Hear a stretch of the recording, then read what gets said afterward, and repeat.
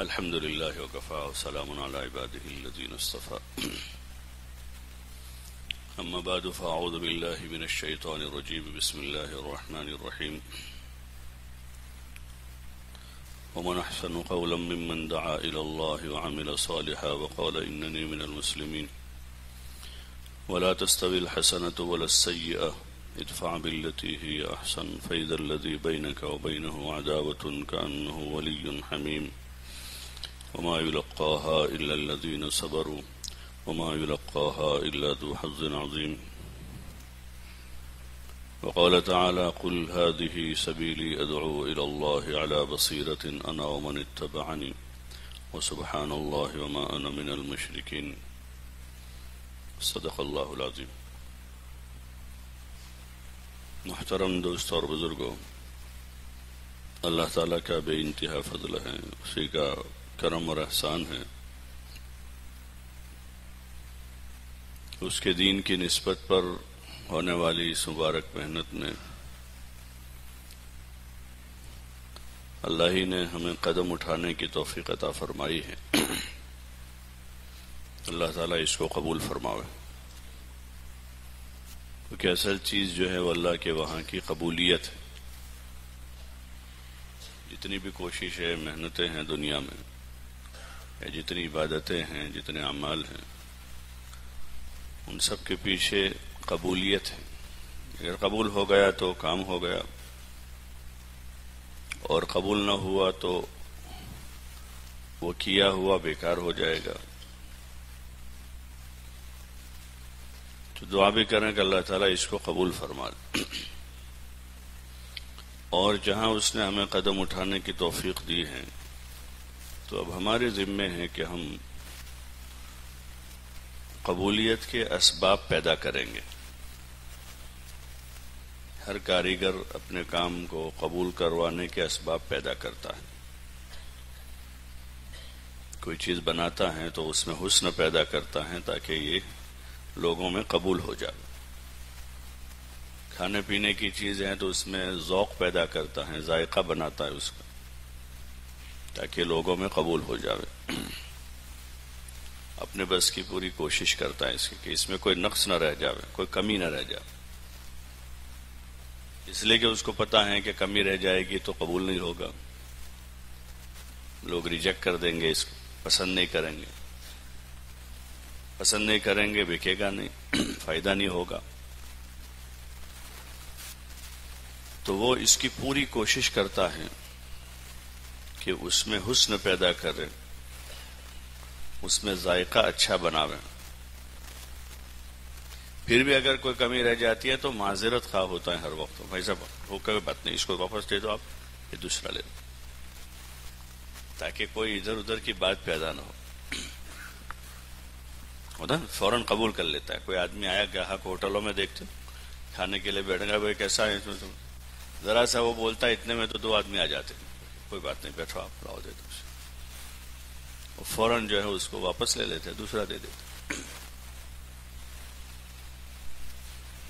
تو دنیا کی چیزوں کے خاطر، دنیا کی منفعت کے خاطر اس کی ہر وقت کوشش کرتے ہیں لوگ.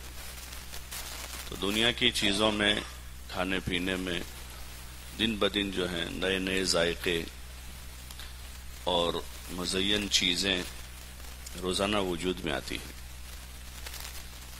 اس محنت کے ذریعے سے جو چیز مطلوب ہے کہ ہم اپنے ایمان اور عمل میں حسن پیدا کریں. ایمان کا جو ضعف ہے وہ دور کریں، اس میں قوت پیدا کریں، اور عمل کی جو کمزوری ہے، اس کی جو کمی ہے، اس کی تلافی کریں، اس کو دور کریں. جو بنیادی چیز مطلوب ہے اس کام کے ذریعے سے. پڑھنا پڑھانا تو مدرسے میں سال بھر ہو رہا ہے، ہر درجے میں آگے کی تعلیم ہے، ہر اگلے درجے میں اگلی تعلیم ہے. تو پھر یہاں کیوں نکلنا ہے کہ وہی ایمان اور عمل کے اعتبار سے جو ضعف ہے اس کی تلافی کے لیے نکلنا ہے. محنت کر کے اپنا یقین مضبوط کرنا ہے.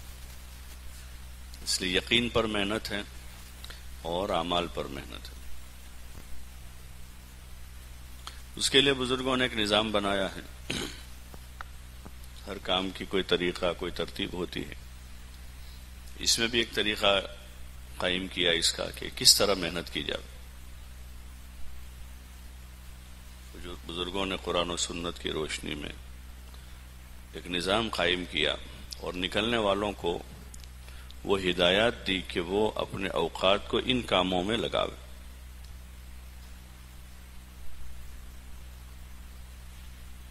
اور ایمان میں قوت پیدا کرے، عمل کا یقین پیدا کریں،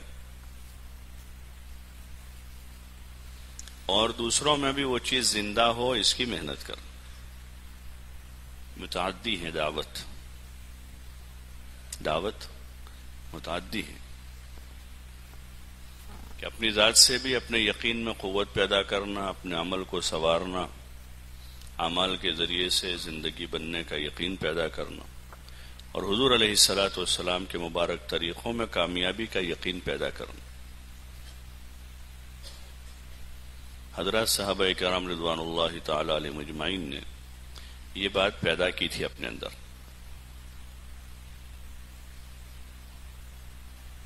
اس لیے دنیا کے نقصان پہنچانے والی تمام چیزوں کا خوف ان کے دلوں سے نکلا ہوا تھا. جو چیزیں نقصان پہنچاتی ہیں اس کا کوئی ڈر خوف ان کے دلوں میں نہیں رہا تھا، اور جو چیزیں نفع پہنچاتی تھی اس سے بیجا امید نہیں لگاتے تھے. اللہ ہی سے ڈرتے تھے اور اللہ ہی سے امیدوار تھے. اس لیے بہت ساری مثالیں ملے گی صحابہ کی سیرت میں اس کی، مختلف حالات کی. بھوک کی حالات کی مثالیں ہیں، پیاس کی مثالیں ہیں، قلت اسباب کی مثالیں ہیں، خوف کی مثال ہے کہ خوف کا حالت ہے، اور دشمنوں کے غلبے کی مثال ہے کہ دشمنوں کا غلبہ ہے، لاکھوں میں ہیں، یہ تھوڑے ہیں. وہ گھبرائے نہیں ان سے کہ اللہ کی ذات عالی پر یقین پیدا ہو گیا کہ نفع اور نقصان کا مالک کون ہے؟ اللہ ہے. جو وہ چاہے گا وہی ہوگا. جب یقین اندر پیدا ہوتا ہے تو پہلا فائدہ یہ ہے کہ آدمی کے دل سے ڈر نکل جاتا. کیا نکل جاتا؟ ڈر نکل جاتا. وہ ڈرتا نہیں پھر. اور زیادہ ڈر جو ہے وہ یقین کی کمزوری کی وجہ سے ہوتا ہے. زیادہ ڈر جو ہے وہ جب یقین کمزور ہوتا ہے تو آدمی کو اتنا ڈر زیادہ ہوتا ہے، اور جہاں یقین مضبوط ہو گیا تو پھر آدمی نیڈر ہو جاتا، مخلوق کا ڈر اندر سے نکل جاتا ہے، اللہ کا ڈر پیدا ہوتا ہے، جس کو خشیت کہتے ہیں کہ خشیت پیدا ہوتی کہ آدمی اللہ سے ڈرتا ہے. اور پھر اللہ سے ڈر کر آدمی نہ کرنے کے کاموں سے بچتا ہے. نہ کرنے کے جو کام ہیں، منکرات ہیں، اس سے جو بچانے والی طاقت ہے وہ اللہ کا ڈر ہے. اس کے علاوہ کوئی طاقت نہیں. اللہ کے ڈر سے آدمی بچے گا، ورنہ لوگوں میں نہیں تو تنہائی میں کرے گا، یہاں نہیں تو وہاں جا کے کرے گا، ابھی نہیں تو کبھی کرے گا، آج نہیں تو کل کرے گا. اور اللہ کا ڈر ہوگا تو نہ آج نہ کل، نہ یہاں نہ وہاں، نہ جلوت میں نہ خلوت میں، کسی وقت نہیں کرے گا. اور اللہ کے وعدوں کا یقین پیدا ہوگا تو آدمی ہر طاعت کی طرف آگے بڑھے گا، ہر نیکی کے کام کی طرف، جو انبیاء اور صحابہ کی صفت ہے کہ تمام قسم کی نیکیوں کی طرف، طاعات کی طرف وہ آگے بڑھتے تھے. تمام طرف کے نیکی کے کاموں کے طرف. عبادت، ذکر، دعا، خدمت خلق اور امر بالمعروف نہی عن المنکر، نیکی کے کاموں کے میں وہ سبقت کرنے والے ہوتے. انبیاء علیہ السلام، کہ ان کو اللہ کے وعدوں کا یقین ہوتا تھا کہ اس سے اللہ راضی ہوگا، اس سے اللہ خوش ہوگا، انعامات دے گا، دنیا کے کام بھی بنائے گا، آخرت میں بدلہ دے گا، جنت میں اکرام کرے گا. جو اصل چیز ہے، اس لیے یقین پیدا کرنا اللہ کے وعدوں کا. اللہ اپنے وعدوں میں سچا ہے، اور اس کے وعدے ہیں سب قرآن شریف میں پڑھے ہیں، سب نے پڑھے. اس میں تو قرآن شریف تو سبھی پڑھے ہوئے ہیں بھائی، پڑھے نا سبھی. کون کون پڑھا ہے؟ یہ جو سو رہے ہیں وہ بھی پڑھے ہیں؟ ذرا پوچھو ان سے بھی ہے بھائی. آپ لوگ بھی پڑھیں، آپ کے پیچھے دیکھو نا بھائی، آپ لوگ بھی پڑھے ہیں قرآن شریف؟ سبھی پڑھے. ناظرہ تو سب نے ہی پڑھا ہے، حفظ بھی اکثروں نے کیا ہے. اس میں کتنے حافظ ہیں؟ اکثر حافظ ہیں. اور ترجمہ تو اکثروں نے پڑھ لیا ہوگا. عربی سوم سے اوپر والے کتنے ہیں؟ سوم، چارم، پنجم، ششم، 50% سے زائد ہے. تو ترجمہ بھی پڑھ لیا ہے، پورا نہیں تو آدھا بھی پڑھا ہوگا. پڑھا نہیں پڑھا؟ تو قرآن شریف میں اللہ کے وعدے ہیں، احکامات بھی ہیں. احکامات کی آیتیں کتنی ہیں؟ صاحب نور العنوان نے لکھا ہے نا بھائی. کتنی آیتیں ہیں؟ 500 آیتیں ہیں. اور کل آیتیں کتنی ہیں؟ 6600 سے زائد آیتیں. اس میں احکامات کی 500 آیتیں. باقی آیات ہے اس میں وعدے وعید ہیں، قصص ہے انبیاء کے، اللہ کی عظمت، اس کی بڑائی ہے نا. اللہ کی عظمت کی آیت ہے، اس کی بڑائی ہے، اس کی قدرت ہے. اللہ نے اپنی نعمتیں بتائی ہیں کہ دیکھو، الم تروا الی السماء، آسمان کی طرف دیکھو، زمین کی طرف دیکھو، پہاڑ دیکھو، دریا دیکھو، درخت دیکھو، جانور ہم نے بنائے ہیں، بکریاں بھی ہیں اور اونٹ بھی ہیں اور گائے بھی ہیں نا. الگ الگ جگہوں پر اللہ نے تذکرہ کیا ہے کہ ہم نے پیدا کیا ہے. اور اس میں مختلف قسم کی منفعتیں بتائی. اس میں منفعتیں بھی ہیں اور دلچسپی کا سامان بھی ہے. اس میں تذکرہ کیا اللہ نے سارے کہ دیکھو یہ اللہ نے سب پیدا کیا ہے. زمین بنائی ہے، آسمان بنایا ہے، پہاڑ بنائے ہیں، دریا بنائے ہیں، درخت بنائے ہیں اور جانور بنائے ہیں، سمندروں میں کشتیاں چلائی ہیں. تذکرہ ہیں، سب یاد آ رہا ہے. تو اللہ پاک اپنی قدرت بتا رہا ہے کہ یہ ساری چیزیں ہم نے کی اور وہ آپ کی منفعت کے واسطے ہیں. کس کے لیے؟ کہ اس سے فائدہ اٹھاوے. سورج چاند سے، ہواؤں سے، دریاؤں سے، جانوروں سے. شہد کی مکھی کا بھی تذکرہ کیا ہے کہ ہم نے وہ بھی بنائی ہے. اور پھر اللہ پاک فرما رہے ان تعدوا نعمت اللہ لا تحصوها، اگر تم اس کی نعمت کو شمار کرنا چاہو تو شمار نہیں کر سکتے. تو تدبر کرنا ہے اس میں تاکہ یقین میں اضافہ ہو. یہ مومنین کی علامت. اللہ کی آیتوں کو پڑھتے ہیں تو ان کا ایمان بڑھ جاتا. انما المؤمنون الذین اذا ذکر اللہ وجلت قلوبهم واذا تلیت علیہم آیاتہ زادتهم ایمانا وعلی ربهم یتوکلون. کہ آیتیں پڑھ پڑھ کے ایمان بڑھتا ہے کہ نیند آتی ہے؟ بولو نا بھائی، کیا ہوتا ہے؟ نیند بڑھتی ہے کہ ایمان بڑھتا ہے؟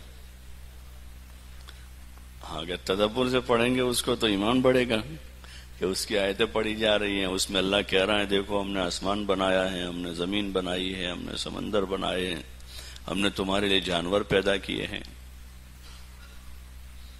تم ان کو دیکھ کر خوش ہوتے ہو، ان سے فائدہ اٹھاؤ۔ وَلَكُمْ فِيهَا جَمَالٌ حِينَ تُرِيحُونَ وَحِينَ تَسْرَحُونَ وَتَحْمِلُ أَثْقَالَكُمْ إِلَى بَلَدٍ، ہے نا کہ فائدہ اٹھاتے ہیں، اس پر سامان لاتے ہیں، ادھر سے ادھر لے جاتے ہیں، اور صبح شام مالک دیکھتا ہے تو خوش بھی ہوتا ہے۔ جو جانور والے لوگ ہیں ان سے پوچھو جب صبح نکلتے ہیں، وَلَكُمْ فِيهَا جَمَالٌ حِينَ تُرِيحُونَ وَحِينَ تَسْرَحُونَ۔ یہ قدرت بتائی اللہ نے،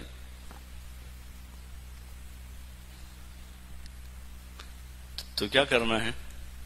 تدبر کرنا ہے تاکہ ایمان میں اضافہ ہو۔ سب سے زیادہ ایمان میں اضافہ کرنے والی چیز یہ ہے جو بچپن سے ہم لوگ پڑھ رہے ہیں، قرآن شریف ہے، اس سے بڑی اور کیا چیز ہوگی؟ اور خود اللہ بھی فرما رہے ہیں جب آیتیں پڑھی جاتی ہیں تو کیا ہوتا ہے؟ جب آیتیں پڑھی جاتی ہیں تو زادتہم ایمانا، زادتہم ایمانا وعلی ربہم یتوکلون۔ تو ایمان پر محنت کرنی ہے، کریں گے انشاءاللہ۔ کلمہ تو پڑھ لیا ہے ہم نے، الحمدللہ، کہو الحمدللہ، کلمہ تو پڑھ لیا، اللہ کا فضل ہے۔ الحمدللہ الذی ہدانا لہذا وما کننا لنہتدی لولا ان ہدانا اللہ، کہ اسی نے ہدایت دی ہے، کلمہ پڑھا ہے۔ اور اب کلمے کے بعد دوسرا ہے علم ہے، ایمان ہے اور علم ہے، تو علم کے راستے پر بھی اللہ نے چلا دیا ہے، مدرسے میں پہنچایا ہے، اور کچھ سال گزر گئے ہیں اس علم میں، کچھ پڑھنا تو سکھائیے۔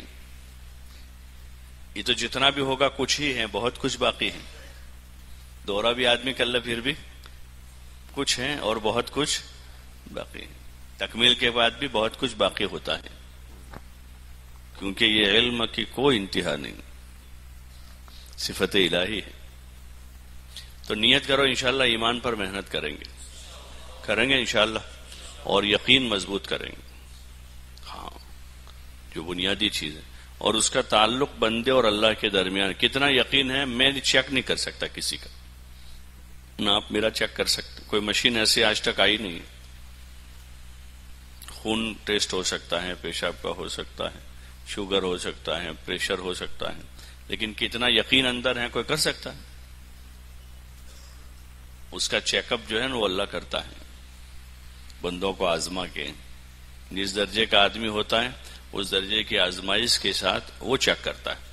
صحابہ کے امتحان ہوئے، بدر میں، احد میں، حمراء الاسد میں، خندق میں، تبوک میں، حدیبیہ میں، یہ سارے مرحلوں میں امتحانات تھے، اللہ کی طرف سے آزمائش رہی۔ تو ایسے ہر مومن کے لیے زندگی میں پھر اس کے امتحانات ہوتے۔ مدرسے کا امتحان تو ختم ہو گیا، نمبر بھی آ گئے ہوں گے، لیکن وہ امتحانات چلتے رہیں گے۔ ابھی سفر میں بہت سارے امتحان ہوں گے آپ کے بھی، آپ کی صبر کا امتحان ہوگا۔ کس کا امتحان ہوگا؟ وہاں صرف کا امتحان دیا ہے، یہاں کس کا ہوگا؟ صبر کا ہوگا۔ آپ کے شکر کا امتحان ہوگا، آپ کے زہد کا امتحان ہوگا، آپ کے جوہد کا امتحان ہوگا، آپ کے حلم کا امتحان ہوگا۔ علم تو پڑھا ہے، علم کا امتحان تو ہو گیا ہے، اب کس کا امتحان ہوگا؟ آپ کے حلم کا، کہ کتنی بردباری ہے اندر، کتنا تحمل کا مزاج ہے۔ تو وہ امتحانات باقی ہیں، اور وہ موت تک چلتے رہیں گے۔ کہاں تک چلتے رہیں گے؟ موت تک، کہ موت تک مومن جو ہے وہ امتحان دیتا ہی رہتا ہے۔ آخری مرحلہ ہوتا ہے موت کا، وہ اس وقت ایک کڑا امتحان ہوتا ہے کہ آدمی کا خاتمہ اچھا ہو جائے۔ اس لیے جتنے بڑے بڑے لوگ ہیں، جتنے بھی بڑے بڑے لوگ، وہ اس امتحان کے بارے میں بہت فکر مند رہتے ہیں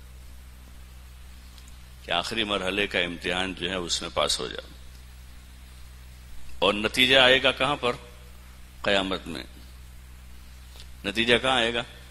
ہاں، کہ وہاں پرچے لگ جائیں گے سب کے، کہ بھئی کون پاس ہے کون نا پاس ہے. اقرا کتابک کفا بنفسک الیوم علیک حسیبا، کہ وہاں فیصلہ ہو جائے گا. اور فیصلے کے نتیجے میں وہ بتا دیا کہ کامیاب کون ناکام کون ہے، کتنے نمبر والا کامیاب ہے کتنے نمبر والا ناکام ہے. من زحزح عن النار وادخل الجنت فقد فاز. نمبر کا مسئلہ نہیں ہوگا وہاں. جو جہنم سے بچا لیا گیا اور جنت میں داخل کر دیا گیا وہ کامیاب. تو اس جنت کے دخول کے لیے اور جہنم سے بچنے کے لیے جو پہلی اور بنیادی شرط ہے وہ ایمان ہے. پھر اس کے بعد اعمال. تو اس لیے یہاں اسی پر زیادہ زور دیا جاتا ہے. کلمہ نماز کہ ایمان صحیح ہوگا تو پھر آگے اب راہیں کھلے گی. اس لیے یقین بنانے کی محنت. زیادہ نقطے نہیں ملیں گے آپ کو تبلیغ میں، سیدھی سادی باتیں سننے ملے گی روزانہ، صبح شام رات دن وہی. گھنٹی بدلے گی نہیں کہ صرف میں سے نہ ہوگا نہ ہونے سے ادب آئے گا.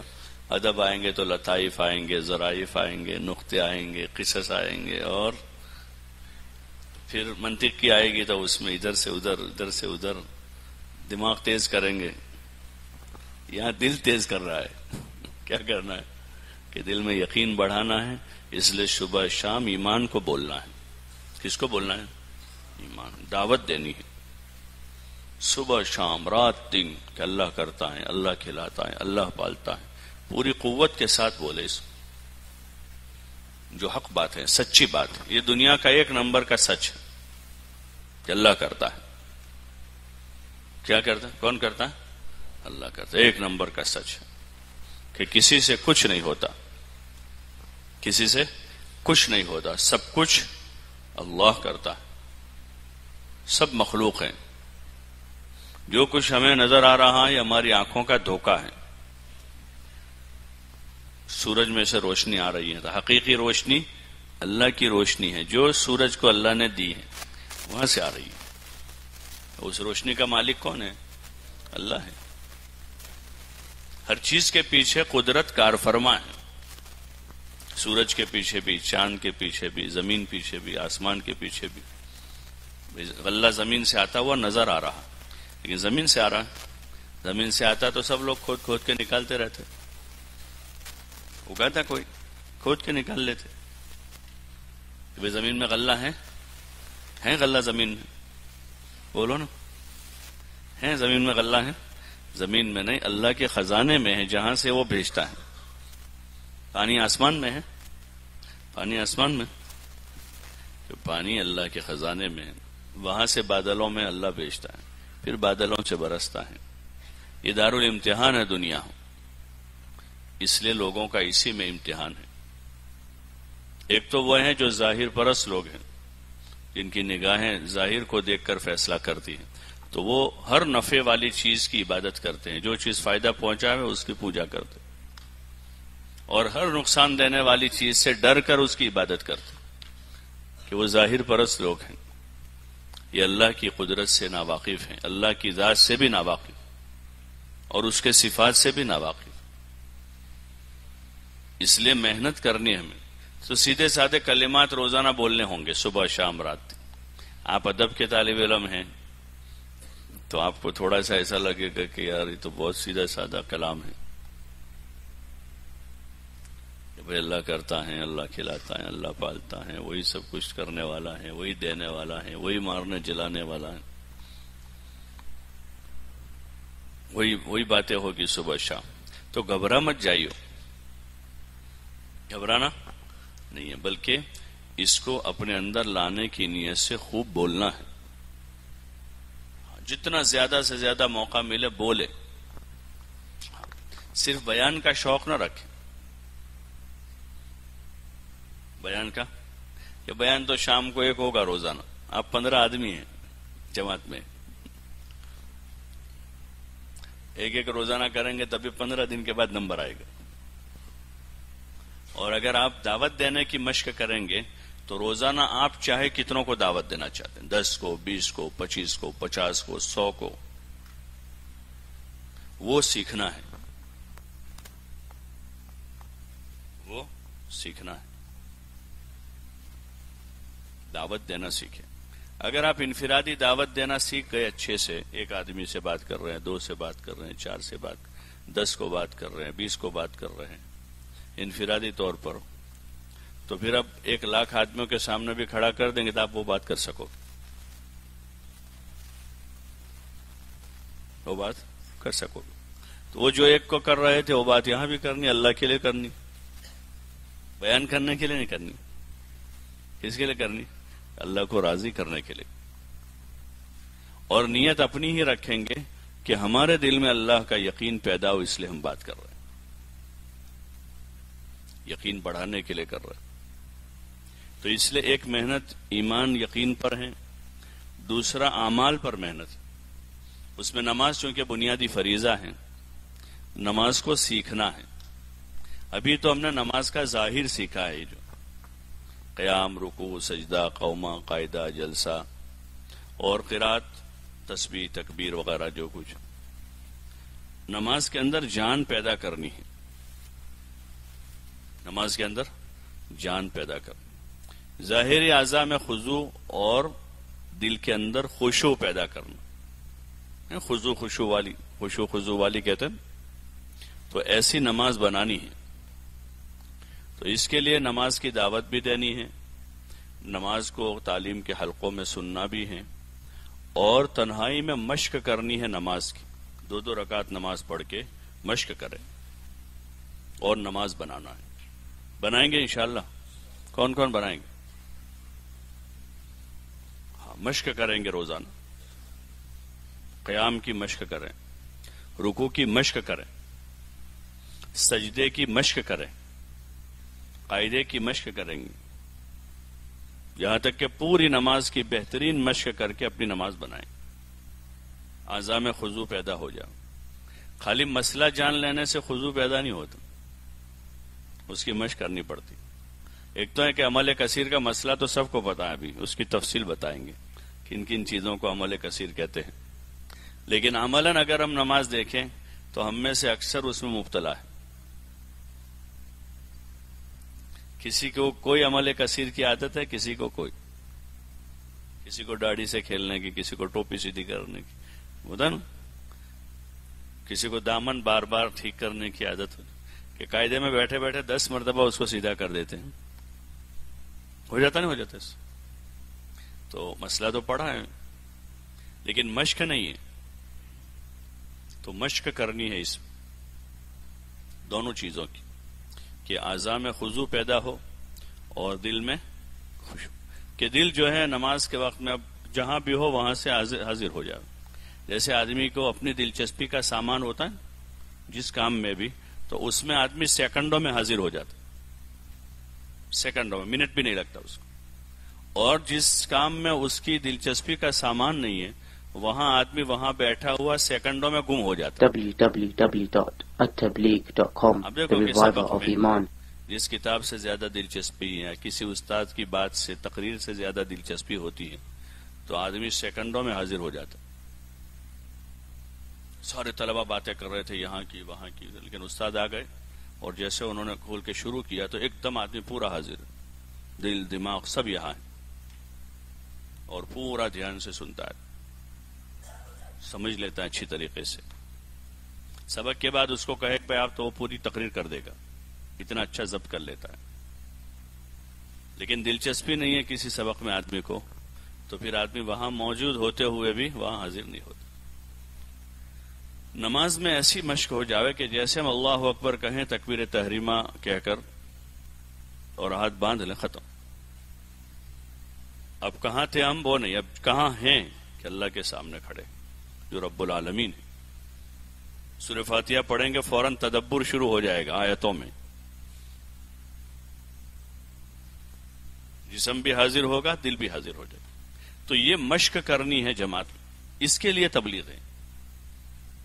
اگر یہ ہمارے سامنے ہے تو پھر بڑی دلچسپی رہے گی آپ کو وقت لگانے میں، واپسی کو جی نہیں چاہے گا، بلکہ مزید آپ کو کہ ابھی میری رکوع تک آیا ہوں میں، یعنی رکوع تک حاضر رہتا ہوں پھر غائب ہو جاتا ہوں، آگے اور کوشش کرنی. ابھی خضوع آیا ہے، خشوع نہیں آیا ہے، آدمی اس میں لگا رہے.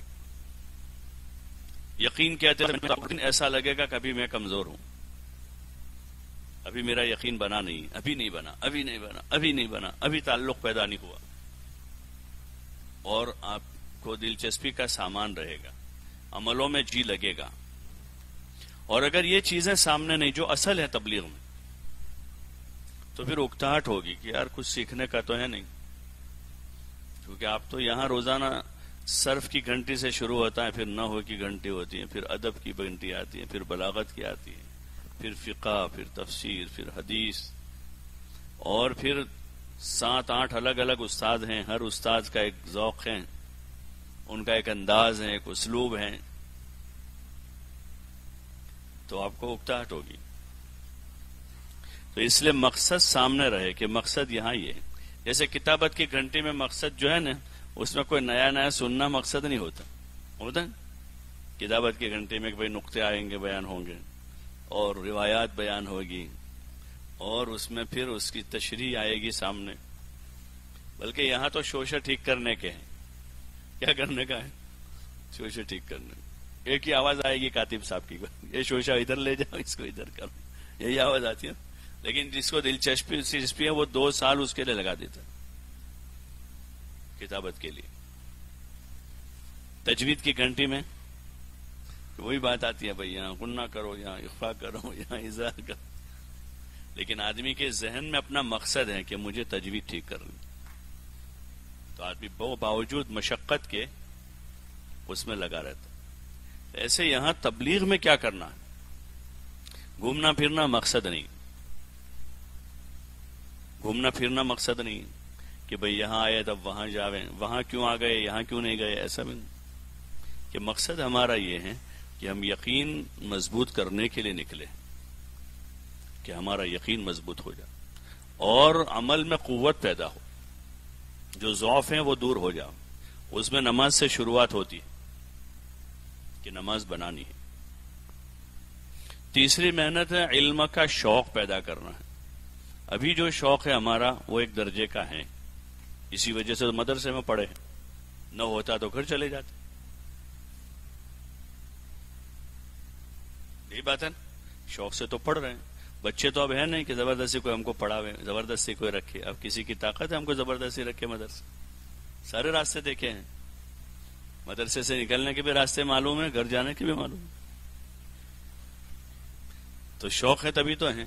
لیکن ایک حقیقی طالب علم ہے، علم کا شوق پیدا ہو اور علم سے زندگی بننے کا یقین پیدا ہو جائے.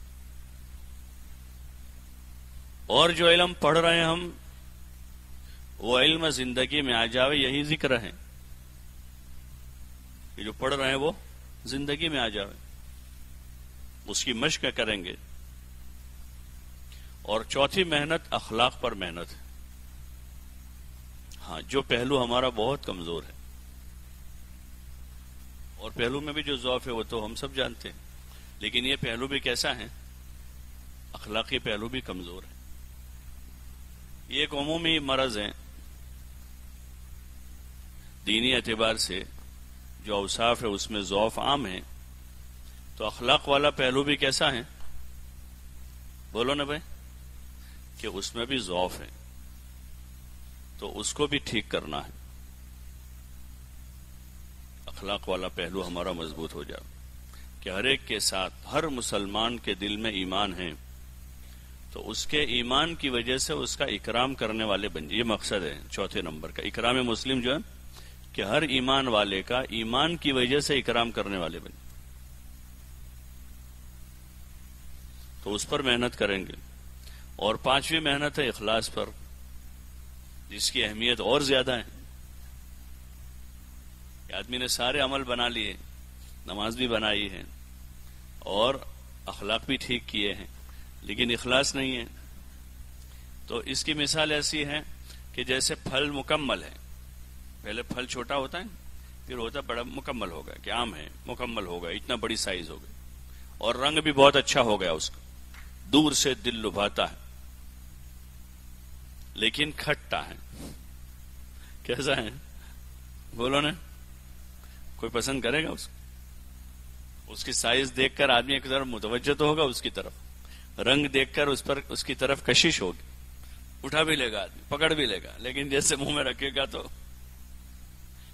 ایسا منہ بگاڑے گا کہ وہ خود دیکھنا نہ چاہے اپنا منہ ہوتا ہے نا ایسا کہ آدمی جب کوئی کھٹی چیز آدمی کو پتا نہیں ہوتا اور کھا لیتا ہے تو وہ کیسا منہ کرتا ہے کہ وہ خود بھی دیکھنا نہیں چاہتا، ایسا منہ بگڑ جاتا ہے اپنے آپ. تو ایسی ہی مثال ہے کہ عمل میں اخلاص نہیں ہے. عمل پورا ہے، خوبصورت بھی ہے، اس کا ظاہر بھی ٹھیک ہے، ساری چیزیں کمپلیٹ، لیکن اللہ کے غیر کے لیے ہوا ہے وہ، اللہ کے لیے. تو اس لیے 5ویں مشق اس پر کرنی، اور 6ٹھی جو مشق کرنی ہے وہ کہ جان اور مال ہماری نہیں ہے. جان مال اللہ کی دی ہوئی امانت، جو کچھ بھی ہے. جان کا جو حصہ، جتنا وقت ہمارے پاس اب زندگی کا ہے، اور جو کچھ مال اللہ کی طرف سے ہم کو ملتا ہے، تھوڑا ہو زیادہ ہو، وہ اللہ کی امانت ہے. کس کی امانت ہے؟ اللہ کی امانت ہے کہ اللہ نے امانت کے طور پر ہمارے پاس رکھا. جنت کے بدلے میں ہم سے لے لیا ہے، دیا بھی اسی نے، اور پھر اس کو واپس جنت کے بدلے میں لے بھی لیا ہے. جیسے بچے ہوتے ہیں نا، بچے تو ابا ان کو پیسے دیتے ہیں 200 500 1000 ایسا کر کے، ابا کے دیے ہوئے ہوتے ہیں، اور پھر جو ہے سائیکل لینے کی ہوتی ہے، پہ دیکھو کہاں گئے وہ پیسے، لاؤ. آپ کے پاس سے کبھی اگرانی ہوئی ایسے؟ نہیں بھائی. پھر اسی سے سائیکل دلا دیتے، ہوتا ہے نا. تو ایسا ہی ہے یہ سارا ہمارا، کہ کس کا دیا ہوا ہے؟ اللہ کا دیا ہوا ہے. تو جان مال اللہ کی امانت ہے، اس کو امانت سمجھ کر اللہ کے نام پر لگانے والے بن جائے. اس کی مشق ہے چلا، ایک شروعات ہے. تو یہ 6 صفتیں ہیں. یہ 6 صفتیں پورا دین نہیں ہے. 6 صفتیں پورا دین نہیں. لیکن اس پر محنت کرنے سے باقی دین پر چلنا آسان ہو جاتا. جیسے تختی ہوتے ہیں، تختی الف با تا سا جیم ہا سے یا تک، وہ پورا قرآن ہے، پورا قرآن ہے، وہ پورا قرآن نہیں ہے. لیکن وہ تختی اگر آدمی صحیح کر لے تو پورا قرآن پڑھنا. اب کوئی آدمی تختی پڑھ کے کہے کہ میں پورا قرآن پڑھ لیا، یہی 29 حروف تو اندر بھی ہے، حروف تو وہی ہے نا، لیکن وہ پورا قرآن نہیں ہے. وہ تختی پڑھنے سے قرآن پڑھنا آسان ہو جائے. ایک مثال ہے. ایسے یہ 6 نمبر ہیں. کیا اس پر محنت کر لے اور اس کا کمال حاصل کر لے تو اب باقی دین پر عمل کرنا آسان ہو جائے. یہ تجربے کی چیز ہے. یہ کیا ہے کہ تجربے کی چیزیں. ایسے لاکھوں لوگ دنیا میں آپ کو ملیں گے کہ جن کو کلمہ پڑھنا بھی نہیں آتا تھا، مسلمان تھے، لیکن لا الہ الا اللہ محمد الرسول اللہ کا صحیح تلفظ نہیں کر پاتے. جماعتوں میں نکل کر انہوں نے کلمہ سیکھا، نماز پڑھنا سیکھا. پہلے دن گئے تو ہاتھ باندھنا بھی نہیں آتا تھا، لیکن دھیرے دھیرے دھیرے تو ان کے اندر اچھی استعداد پیدا ہو گئی دین پر چلنے کی، کہ اب وہ نمازیں پڑھ رہے ہیں، روزے رکھ رہے ہیں، حج کیے انہوں نے، صدقہ خیرات کر رہے ہیں، اور زندگی کے اپنے شعبوں میں دین داخل کر کے وہ زندگی گزار. استعداد پیدا ہوئی اندر. ایسے بہت سارے لوگ آپ کو ملیں گے کہ جن کو الف باتا پڑھنا نہیں آتا تھا، جماعتوں میں گئے اور شوق پیدا ہوا، حافظ بن گئے. ایسے بہت سے ملیں گے جن کو دین کا کوئی علم نہیں تھا، جماعت میں گئے، شوق پیدا ہوا، عالم بن گئے. ایسے بھی ملیں گے آپ. ایسے دین کے اور شعبوں پر عمل کرنے والے تیار ہوں. تو یہ استعداد اندر پیدا ہوتی. تو اس لیے ان 6 صفتوں پر محنت کرنی. کرو گے انشاءاللہ؟ تو جیسے میں نے عرض کیا کہ یہی سیدھے سادے جملوں کے ساتھ اس کو بولنا ہے، کیونکہ عوام میں کام کرنا ہے. کن میں کام کرنا ہے؟ تو یہی سیکھنا ہے سیدھے سادے جملوں کے ساتھ، کہ عوام میں ہمارا کام زیادہ ہے. بے پڑھے لکھے لوگ آج بھی زیادہ ہیں. اتنی ساری پڑھائی لکھائی کی دنیا میں باتیں ہوئی، بڑی بڑی کالجیں، یونیورسٹیاں کھولی گئی، لیکن آج بھی بے پڑھے لکھے اور دینی اعتبار سے تو اور کم ہے. دینی اعتبار سے پڑھے لکھے تو اور کم ہے. تو ان میں ہمیں کام کرنا ہے جن کو کچھ پتہ ہی نہیں ہے. تو ان میں کام کرنے کے لیے ہمیں وہ زبان سیکھنی پڑے گی جو وہ سمجھتے ہیں. کون سی زبان سیکھنی پڑے گی؟ جو زبان عام لوگ سمجھتے ہیں. اس لیے سیدھے سادے کلمات کے ساتھ بات کرنا دعوت دینا سیکھنا پڑے گا. سیدھے سادے کلمات کے جو وہ سمجھ، کیونکہ اصل مقصود وہ ہے کہ مدعو سمجھے. کیا سمجھے؟ اس لیے اللہ تعالیٰ نے انبیاء کو قوم کی زبان دے کر بھیجا. جس قوم میں مبعوث کیا اس قوم کی زبان میں نبیوں کو بھیجا، اور انہوں نے اپنی زبان میں اپنی قوم سے بات کی. حضور صلی اللہ علیہ وسلم کی زبان جو عربی ہے تو وہ آپ عربوں میں مبعوث ہوئے ہیں. آپ کی بعثت قیامت تک ہے، لیکن آپ کی قوم اور آپ کی جگہ وہ ہے. تو آپ کو کون سی زبان دے کر بھیجا؟ عربی. اب چونکہ ہمیں تو اسی سے قرآن سمجھنا ہوگا، حدیث کو سمجھنا ہوگا.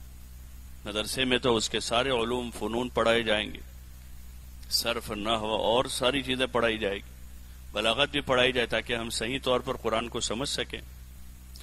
تو وہ ہمارا تعلیم و تعلم کی زبان ہے. وہ کون سی زبان ہے؟ تعلیم تعلم کی زبان ہے، تاکہ صحیح طور پر مفہوم واضح ہو جائے، بات اچھی طرح سمجھ میں آ جائے. لیکن ہمیں دعوت جو دینی ہے لوگوں کو، وہ سمجھیں گے اس زبان میں، وہ سمجھیں گے اس زبان کہ وہ اس زبان میں نہیں سمجھ پائیں. تو اس لیے ہمیں عام فہم زبان میں یہ باتیں کرنی ہوگی. بھائی اللہ کرتا ہے، اللہ کھلاتا ہے، اللہ پالتا ہے، اللہ ہر چیز پر قادر ہے. آپ کہیں کہ ان اللہ علی کل شیء قدیر کہا تو کیا غلط کہا ہے؟ بھائی صحیح کہا ہے آپ نے، لیکن آپ کا مدعو سمجھے گا نہیں. اس بات سمجھ رہے ہیں؟ تو اس لیے انہی سیدھے سادے الفاظ میں اس کو سیکھنا ہے، دعوت دینا. ایک آدمی کو، دو آدمی کو بات کرنا ہے. آپ نے مشق کی ہوگی انجمن میں اچھی طریقے سے، تو آپ 50 آدمی لڑکوں کے سامنے آپ نے بات کی ہوگی. پھر کبھی موقع ملا ہوگا جلسے میں تو 500,000 آدمیوں کے سامنے بھی آپ. لیکن وہ اصطلاحی کلمات اور الفاظ، اور اس میں تو آپ جتنا زیادہ یعنی کلام میں خوش اسلوبی پیدا کریں گے، حسن پیدا کریں گے، اتنا اور زیادہ آپ کی وہ بڑھ جائے گی.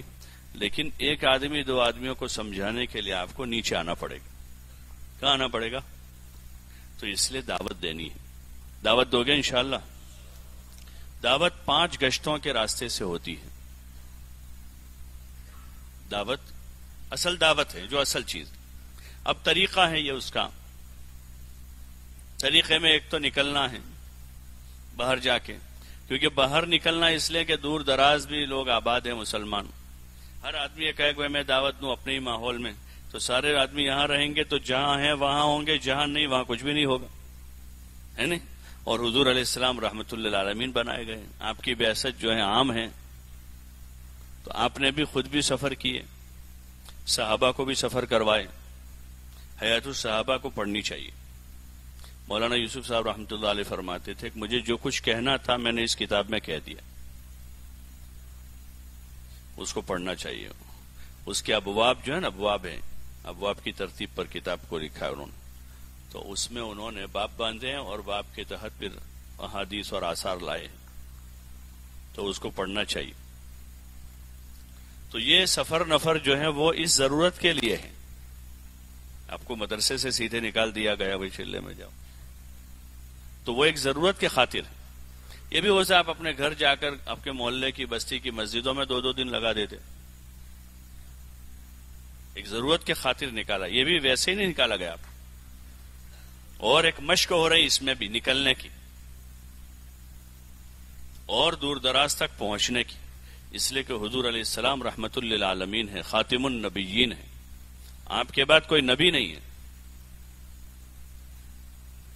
ایک تو نبوت اور ایک ختم نبوت ہے. کیا ہے؟ ختم نبوت ہے. نبوت کا سلسلہ ختم ہے. اور حضور علیہ السلام نبی ہیں سارے عالم کے، کسی قوم کے نبی نہیں. آپ کسی زمانے کے نبی نہیں، عالم کے نبی ہیں قیامت تک کے لیے. تو یہ ختم نبوت والی ذمہ داری ہے جو آپ کے بعد امت کے کندھوں پر ہے. اور اس میں خاص کر وہ امت کا وہ طبقہ جن کے پاس آپ کی میراث ہے. تو اس لیے نکالا گیا. اس لیے، اور یہ بھی ایک مشق ہے، ابھی تو شروعات ہے. یہ کیا ہے؟ شروعات. ابھی یہ کیرلا آپ جا رہے ہیں تو دور نہیں ہے، وہ قریب ہے. اڑیسہ جا رہے ہیں تو زیادہ دور نہیں، وہ تو قریب ہے. بنگال جا رہے ہیں، پنجاب جا رہے ہیں، یو پی جا رہے ہیں، بہار جا رہے ہیں، کرناٹک جا رہے ہیں، آندھرا جا رہے ہیں، تو وہ تو ابھی شروعات ہو رہی ہے. باقی پورا عالم ہمارا میدان محنت. ہمارا میدان محنت بولو نا بھائی، پورا عالم ہے. نیت کرتے ہیں سب انشاءاللہ کہ پورے عالم میں جائیں گے. کون لے جائے گا؟ جو اللہ ابھی وہاں سے یہاں لایا ہے وہی اللہ وہاں بھی لے جائے گا. ہمارا میدان محنت پورا عالم ہے. اللہ تعالیٰ کا ارشاد ہے کنتم خیر امت اخرجت، اور ناس جہاں جہاں ہے وہاں جانا ہے. بولو نا بھائی، ناس جہاں جہاں ہے کہ من الجنت والناس تک جانا ہے. کہاں تک جانا ہے؟ بولو بھائی، وہ بھی تو ہیں. اللہ موقع دے گا تو ان کو بھی دعوت دیں گے. باقی ناس جہاں تک ہے وہاں تک تو نیت کرتے ہیں انشاءاللہ سبھی. تو یہ دعوت ہے، دعوت. اس راستے میں نکل کر اس میں زیادہ وقت لگوایا جاتا ہے دعوت میں. اور یہ 5 گشتوں کے راستے سے دعوت ہوتی ہے. 5 گشتوں تو آداب کا خیال کرتے ہوئے اپنے سامان کو ایک طرف لگا دے. کوشش یہ کرے آگے کی طرف لگا. کہاں رکھے سامان؟ مال عرب پیش عرب. کہ سامان آگے ہوتا ہے تو زیادہ تسلی رہتی ہے، پیچھے ہوتا ہے تو دھڑکنیں 19-20 رہتی ہیں. کبھی کچھ یاد آ جاتا ہے. دوسری رکعت میں یاد آیا کہ کوئی آ گیا ہوگا تو کوئی بیگ لے جائے گا تو سارا خشوع چلا جائے گا سامان میں. تو سامان کہاں رکھیں گے؟ تو اگر کچھ آوے بھی تو ذرا نظر کر کے دیکھ لیں بھائی سلامت ہے، چلو بھائی. وہ تو نماز میں تو کوئی حرج نہیں آئے گا نا. اس سے جہت تو رہے گی قبلے کی طرف، تو حرج نہیں ہے. منہ تو کعبے کی طرف ہی رہے گا. تو سامان کہاں رکھیں گے؟ کوشش اس کی کریں آگے کا، اور اس پر صاف ستھری چادر ڈال. آداب مسجد کا خیال کریں. مشق ہے، میں نے عرض کیا شروع میں کہ ہر کام کی عملی مشق ہے. مسجد میں داخل ہونا بھی ایک کام ہے. یہ نہ ہو کہ ہم بھی عام لوگوں کی طرح داخل ہو رہے ہیں، بلکہ ادب کے ساتھ، وقار کے ساتھ. اللہ کا دربار ہے، اس کا دھیان ہو. استاد بیٹھے ہوئے ہیں مسند پر اور ہم درسگاہ میں داخل ہوتے ہیں، کیسے داخل ہوتے ہیں؟ بولو نا. حالانکہ درسگاہ مسجد سے بڑی نہیں ہے، مسجد اللہ کا گھر ہے. اور استاد اللہ سے بڑھ کر نہیں، وہ اللہ کے بندے ہیں. اللہ سب سے بڑا ہے. لیکن ہم نے وہ ادب کی مشق کی ہے تو اس لائن کا ادب ہمارے اندر آ گیا. درسگاہ کا ادب اور استاد کا ادب. اللہ وراء الورا ہے، سب سے بڑی ذات اللہ. اور اللہ کا گھر، اس سے مقدس کوئی جگہ دنیا میں نہیں ہو سکتی. کہ اللہ کا گھر ہے. وہ بستی میں سب سے زیادہ مقدس جگہ یہ ہے، اللہ کا گھر ہے. اللہ کے گھر کے ساتھ اس جگہ کی نسبت ہو گئی. تو اس لیے ادب کے ساتھ، احترام کے ساتھ ہم داخل ہوں گے. درود شریف پڑھیں گے، دعا کا اہتمام کریں. جب تک ٹھہرے اعتکاف کی نیت کے ساتھ رہے. مسجد میں سامان لگا دیا، اس پر صاف ستھری چادر ڈال دو، اور پھر اس کے بعد ضروریات سے فارغ ہو کر 2 رکعت نماز پڑھیں. تحیہ متروک ہے عموماً ہمارے دیار میں. عربوں میں آج بھی اس کا اہتمام ہوتا ہے. ہمارے یہاں یہ سنت متروک ہے. مسجد میں داخل ہو کر 2 رکعت تحیہ پڑھنا، وضو کرنے کے بعد 2 رکعت پڑھنا. کم لوگ ہوں گے جو اس کا اہتمام کرتے ہیں. جماعت میں چونکہ سنتوں کی مشق ہیں اور تمام سنتوں کو زندہ کرنا ہے، یہی اس کام کا مقصد ہے. مولانا الیاس صاحب رحمۃ اللہ علیہ سے کسی نے پوچھا کہ آپ کیا چاہتے ہیں؟ تو فرمایا احیاء جمیع ما جاء بہ النبی صلی اللہ علیہ وسلم. جمیع ما جاء بہ النبی، اس کا احیاء مقصود ہے. اس تو یہ تو بڑی سنت ہے. مسجد میں آنا جانا تو روز ہوتا ہے. 2 رکعت پڑھ لیں اور پھر مشورے کے لیے بیٹھے. مشورہ ایک بہت بڑا عمل ہے. ایک اجتماعی عمل سفر ہے، پوری جماعت ایک ساتھ سفر کرے. کوشش اسی کی کریں، ٹرین میں بھی ہو، بس میں ہو، چاہے 10 سیٹوں پر 12 کو بیٹھنا پڑے. ہوتا ہے ریزرویشنوں کے مسائل ہوتے ہیں تو ذرا تنگی ہو رہی تو کوئی حرج نہیں، برداشت کر لیں گے. ہم 10 پر 12 بیٹھ جائیں گے، 8 پر 12 بیٹھ جائیں گے، کوئی حرج نہیں. لیکن ایک ساتھ رہیں، اس میں ایمان اعمال کی بھی سلامتی اور جان مال کی بھی سلامتی، ایک ساتھ رہیں گے، محفوظ رہیں گے۔ سفروں میں ان سب چیزوں کا خوب خیال کر، ادھر ادھر نہ ہو، اپنے ساتھیوں کے ساتھ ہی رہیں۔ خدمت کے 2 ساتھی طے کر لے، البتہ سفر کے پرانے ساتھی ہو، تجربہ کار ہوں، ذرا بڑی عمر کے ہوں، ان کو رکھیں تاکہ سفر میں تجربہ کار آدمی کی ضرورت ہوتی ہے، کوئی چیز لانا کوشش اسی کے کرے یہیں سے سب کچھ لے کے بیٹھے، توشہ ہے، کھانے پینے کی چیزیں ہیں، وہ اس میں ایک تو یہ ہے کہ دوران سفر جو ملتا ہے پتہ نہیں کیسا سامان ہوتا ہے اور مہنگا سستا ہوتا ہے اپنی جگہ پر، وہ یہیں سے اپنی جان پہچان والی جگہوں سے سامان لے لیں، جو خریدنا سفر کے توشے کے طور پر جو اپنے ساتھ رکھ لیں تاکہ زیادہ ادھر ادھر جانا بھی نہ پڑے۔ پھر بھی اگر کوئی ضرورت پیش آئے تو خدمت والے 2 ساتھی ہو، ٹرین میں ہیں، بس میں بیٹھے رہیں اور پیسنجروں کی طرح ادھم نہ مچائے، جو اسٹیشن آ رہا ہے، کوئی جا رہا ہے دروازے پر کھڑا ہو رہا ہے، اسٹیشن آ رہا ہے نیچے اتر رہے ہیں، ایسا نہ کریں، اس میں خوب احتیاط کریں۔ بعض مرتبہ حوادث ہو جاتے، حادثہ ہو جاتا ہے، تو اس لیے بیٹھے رہے اپنی جگہ پر۔ ضرورت کے لیے جانا استنجا وغیرہ کے تو گئے، استنجا وضو کر کے فوراً واپس، زیادہ ٹھہرے نہیں وہاں گیلری میں ٹرین کی، ہوا کھانے کے لیے دروازہ کھولا ہے وہیں اندر رہے، کم ہوا میں چلا لے تھوڑی دیر، مر نہیں جائیں گے، آکسیجن تو مل رہا ہے، بلکہ صبر کے ساتھ رہیں۔ اس طرح کی کوئی جنونی کام نہ کریں کہ جس میں دروازہ کھول کے باہر کھڑے ہیں، ادھر سے جھانک رہے ہیں، ادھر سے دیکھ رہے ہیں، یہ ساری چیزیں جو نقصان دہ ہیں، عام حالات میں بھی، جماعت میں تو ہیں، عام حالات میں بھی نقصان، یہ مشق ہے اس کی کہ ہمیں سفر کیسے کرنا ہے۔ اپنی جگہ رہیں، اپنے ساتھیوں کے ساتھ رہیں، اپنے سامان کی بھی ایک طرف لگا ہوئے سامان، پیسے وغیرہ ہیں اس کو بھی چھپا کے رکھیں۔ کوئی آدمی کتنا ہی آپ کو محتاج نظر آوے کہ بیچارے کو کھلے پیسوں کی ضرورت ہے اور آپ کے پاس ہے، تو اس وقت صبر کر لیں۔ کیا کر لیں؟ صبر کر لیں۔ بہت سے لوگ آتے ہیں کھلے پیسے دو، اندازہ کر دیں کہ آپ کے پاس کتنے، آپ نے پورا بنڈل نکالا ہے ماشاءاللہ، کہ لو بھائی بڑی ہمدردی تھی آپ کو، ابھی تو لے کے چلا گیا، پھر آئے گا رات میں آرام سے آپ کی خدمت کے لیے۔ تو اپنے پیسوں کی حفاظت کرے، اپنے سامان کی بھی حفاظت۔ اس لیے بزرگوں کو دیکھا کہ بہت زیادہ شو شاہ والا بیگ بھی نہیں رکھتے وہ سفر میں، سیدھا سادہ رکھتے ہیں، اس میں حفاظت ہے اس کی بھی، جتنی سادگی ہوگی اتنی حفاظت۔ یہ زیادہ شو شاہ نہیں، سیدھا سادہ سامان ہے، اس کو لگا دیا ایک طرف تو اس پر زیادہ نظر نہیں جائے گی کسی، تو اس لیے حفاظت کریں اپنی جان مال کی بھی، ایمان اعمال کی بھی۔ سفر میں چونکہ ہر قسم کے لوگ ہوتے ہیں، ایمان بھی حفاظت کرنی پڑتی، نظر کی بھی حفاظت کریں، تو ان سب چیزوں کے رعایت کے ساتھ سفر کریں۔ سفر ایک اجتماعی عمل ہے، نماز بھی اجتماعی عمل ہے، وہ تو فرض ہے، تو سفر میں کوشش کریں کہ قضا نہ ہو۔ سفر میں قصر ہوتی ہے جب مسافت شرع ہو جائے تو، لیکن قضا نہ ہو نماز۔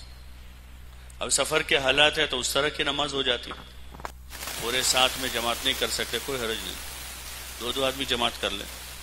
بعض مرتبہ اور زیادہ بھیڑ ہوتی ہے، 2 کی جماعت کا بھی امکان نہیں ہوتا، تو ایک آدمی اپنی نماز پڑھ لے، مسافر پر جماعت ساقط ہو جاتی ہے، مسئلہ لکھا ہے کتابوں۔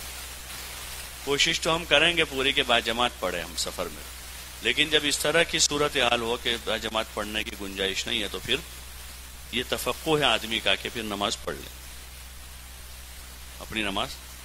تو اس طریقے سے پورا اہتمام کا، یہ بھی اجتماعی عمل، سفر بھی اور نماز بھی۔ ایسے مشورہ بھی اجتماعی عمل ہے، سارے ساتھی سر جوڑ کے بیٹھے، سوچے، غور و فکر کریں، سوچنے کی مشق کرنی۔ اس میں کیا سوچنا ہے کہ میرے اندر اور پوری امت میں پورا دین کیسے زندہ، اس کو سوچنا ہے مشورے میں بیٹھ کر۔ بہت بڑا ہدف ہے یہ، ابھی سمجھ میں نہیں آئے گا، لیکن یہی سوچنا ہے کہ میری اپنی ذات میں اور پوری امت میں اللہ کا دین کیسے زندہ۔ اور پھر اس کے لیے ترتیب بناتے ہیں، 2 آدمیوں کی جوڑی بنا کر اس بستی کے جتنے گھر ہیں کہ 100% بالغ مسلمانوں سے ہماری ملاقات، 100% بالغ مسلمان، تو 2 کی جوڑی بنا لے جماعت کے ساتھیوں کی، اور صبح کے وقت میں، فجر کے بعد، عصر کے بعد، عشاء کے بعد تھوڑا بہت وقت اس وقت، عصر سے پہلے آدھا گھنٹہ ہے، ظہر سے پہلے کچھ وقت ہیں. ان اوقات میں جو فارغ اوقات ہیں اس میں کوئی وقت مخصوص نہیں ہے، متعین نہیں، لیکن جو فارغ اوقات ہیں ان میں کوشش کریں ہم کہ لوگوں سے جا کر ہم ملاقاتیں کریں. تو فارغ اوقات میں سب سے زیادہ فرصت کا وقت فجر بعد ہوتا ہے. تعلیم اگر 9 بجے سے ہیں یا 10 بجے سے ہیں تو یہ 2 گھنٹے، 2.5 گھنٹے، 3 گھنٹے ہوتے ہیں صبح. اس وقت بہت ملاقاتیں ہوتی ہیں. گشت اگر عصر کے بعد ہو جاتا ہے تو بیان کے بعد مغرب بعد اور آدھا پونا گھنٹہ بچ جاتا ہے. عشاء کے بعد تھوڑا سا وقت بچ جاتا ہے. تو یہ جو اوقات ہیں اس میں ہم دو کی جو جوڑیاں بنی ہیں وہ اپنے آپ جا کر ملاقاتوں میں وقت لگاؤ. اور ملاقاتوں میں جیسے میں نے عرض کیا ایمان کی، اعمال کی، اخلاق کی، آخرت کی، اخلاص بنانے کی، اس کی بات کریں. سمجھنا سمجھانا ہے. دعوت جو ہے دعوت کہ بات سمجھنا، ہم سمجھے اس کو ہم سمجھاوے. رٹی ہوئی باتیں نہیں کرنا ہے.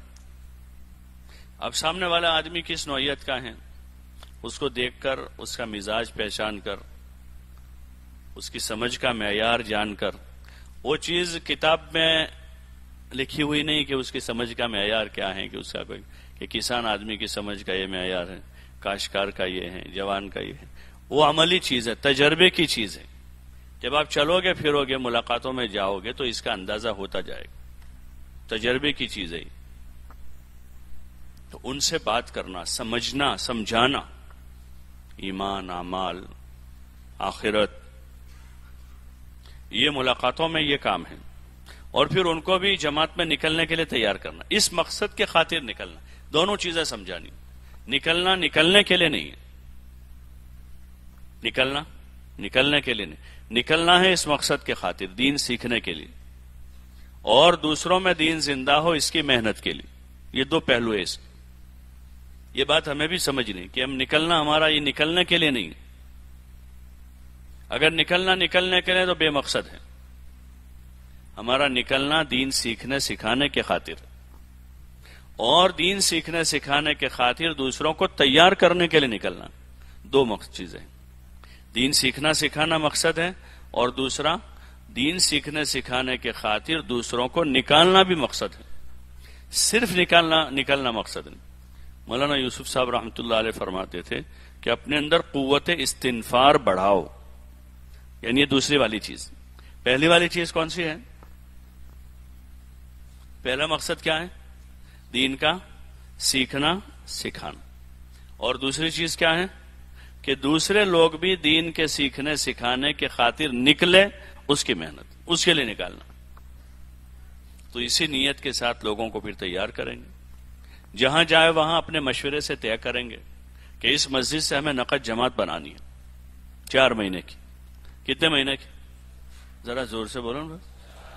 ہاں، 4 مہینے کی نقد جماعت بنانی انشاءاللہ.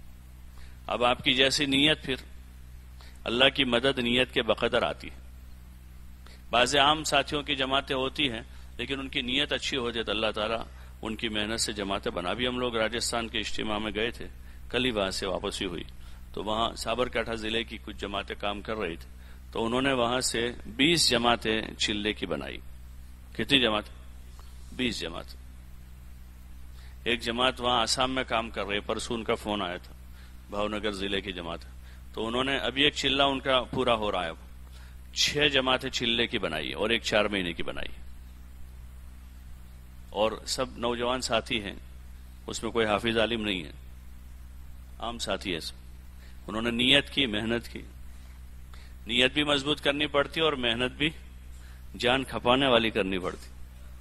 راحت آرام کے ساتھ اگر جماعت ہے تو نقد جماعت بنتی، اس کے لیے ذرا تھکنا پڑتا ہے، لوگوں کے پیچھے جانا پڑتا ہے، سمجھانا پڑتا ہے ایک ایک آدمی کو. صبح شام کھانا پینا تھوڑا آگے پیچھے ہو جاتا ہے، آرام بھی آگے پیچھے ہو جاتا ہے، لیکن اللہ تعالیٰ نتیجہ دیتا ہے. تو نیت کرتے ہیں انشاءاللہ نقد جماعتیں بناؤ گے. کتنے مہینے کی؟ پھر چلے کی. اور کم از کم ہر مسجد سے 3 دن کی جماعت ضرور روانہ. جو 3 دن لگائیں گے نا وہی چلے 4 مہینے میں تیار ہوں. مثلا آپ نے اس مسجد سے 3 دن کی جماعت نکال، پھر دوسری مسجد کے وہاں سے نکال، پھر تیسری مسجد کے آپ نے نکال، تو آپ 2 دن رہے، 6 دن میں آپ نے 3 جماعتیں نکالی. مثلا 30 آدمی 3 دن میں گئے، برابر، تو ان 30 سے آپ رابطے میں رہے تو انشاءاللہ اسی میں سے 10 4 مہینے کے لیے تیار ہو جائے. جو نکلے ہیں ایک مرتبہ تو ان کا ذہن بنے گا، ان کو کچھ فائدہ بھی ہوگا، کلمہ صحیح کریں گے، نماز صحیح، تو ان کو خود احساس ہوگا کہ ہم کو زیادہ. تو آپ ان کو بھی سمجھائیں گے بھائی ابھی تو آپ نے 3 دن لگائے ہیں، آپ اگر 4 مہینے لگاؤ گے تو اور زیادہ فائدہ ہوگا آپ کو. تو یہ 30 میں سے 10 آپ کو مل گئے، تو ایک جماعت 4 مہینے، 3 جماعتیں چلے کی ہو گئی، 3 دن کی ہو گئی، ایک جماعت 4 مہینے کی. ایسے اگلی مسجدوں میں جاؤ گے وہاں سے 3 دن کی جماعتیں نکلے گی، جو 3 دن میں جائیں گے اسی میں سے آپ کو 4 مہینے چلے کے آدمی ملیں گے. ایک مرتبہ آدمی کو ذہن صاف کرنے کے لیے کم از کم 3 دن کے لیے بھی اس کے گھر سے نکال دینا چاہیے، اپنے کاروبار سے، گھر سے باہر آ گیا وہ، اب مسجد کے ماحول میں آئے گا، تعلیم سنے گا، بات سنے گا، سمجھے گا، تو وہ تیار ہوگا انشاءاللہ، آگے کے لیے تیار ہو جائے. اب وہ کہے گا کہ مجھے 2 دن کا موقع دو، مجھے 3 دن کا موقع دو، میں انشاءاللہ تیاری کر کے آ رہا ہوں. وہ جائے گا پوری نیت کے ساتھ، لیکن گھر جائے گا نا تو گھر کا رنگ الگ ہوتا ہے. گھر کا رنگ کیسا ہوتا ہے؟ الگ ہوتا ہے، گھر کی فکریں ہوتی ہیں. پھر آپ کو جانا پڑے گا.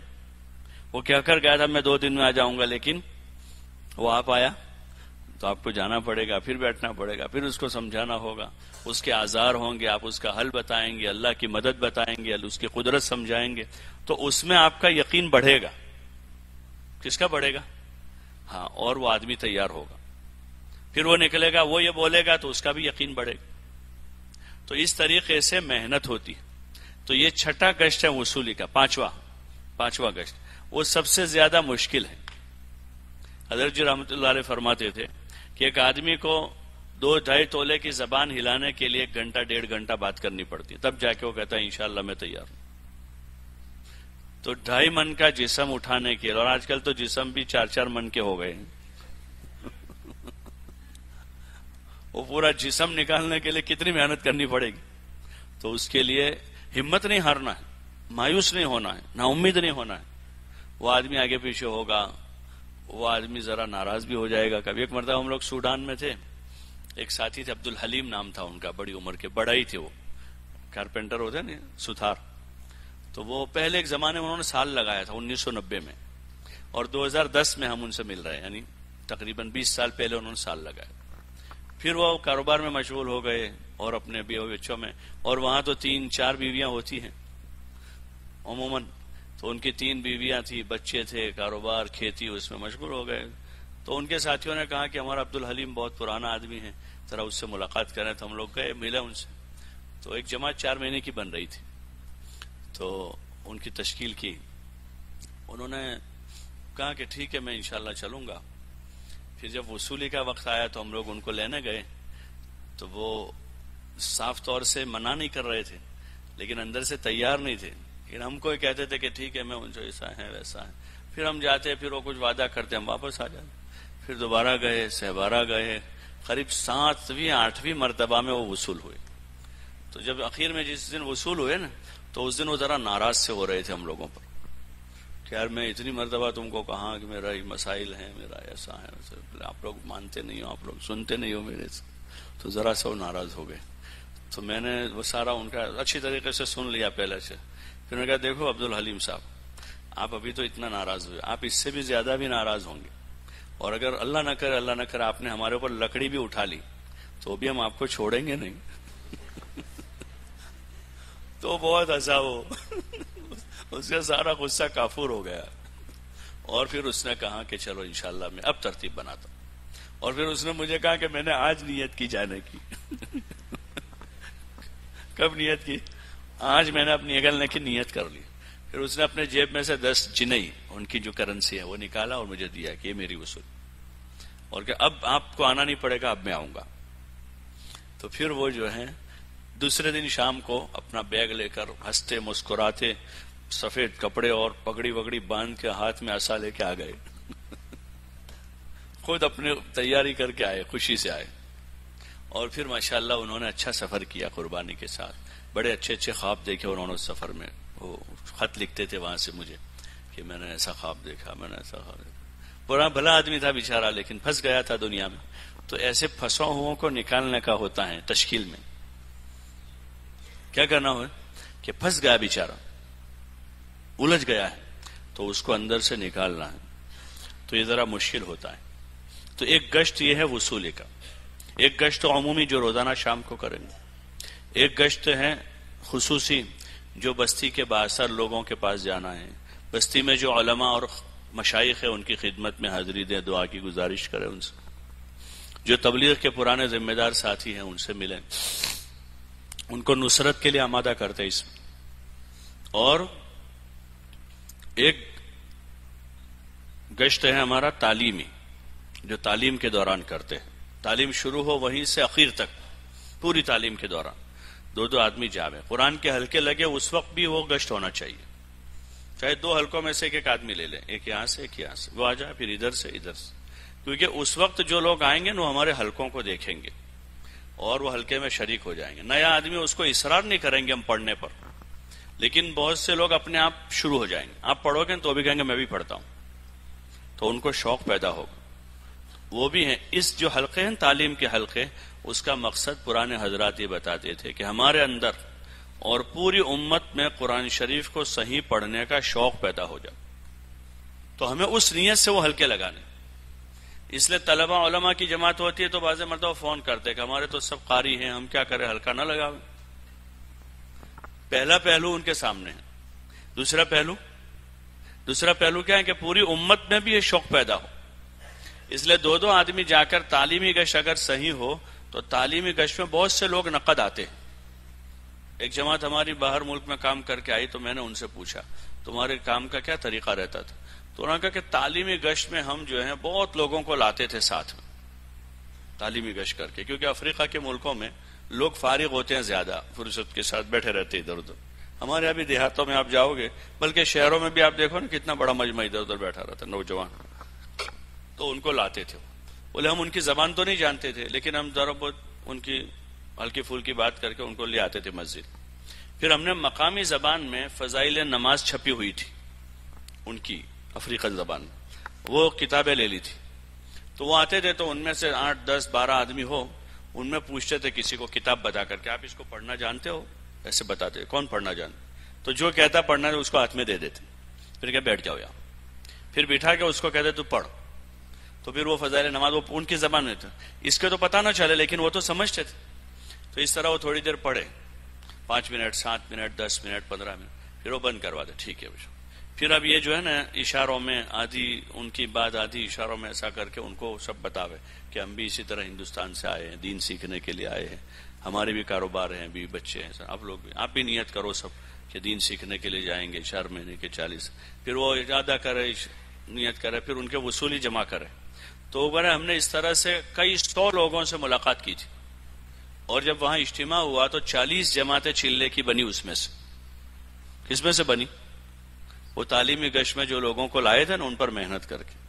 تو ہمارا تعلیمی گشت رسمی نہ ہو, بھائی 2 آدمی گئے آ گئے, 2 آدمی گئے آ گئے, پھر 2 گئے پھر آ گئے, پھر 2 گئے پھر آ گئے, اور ایک بھی آدمی نہیں آیا.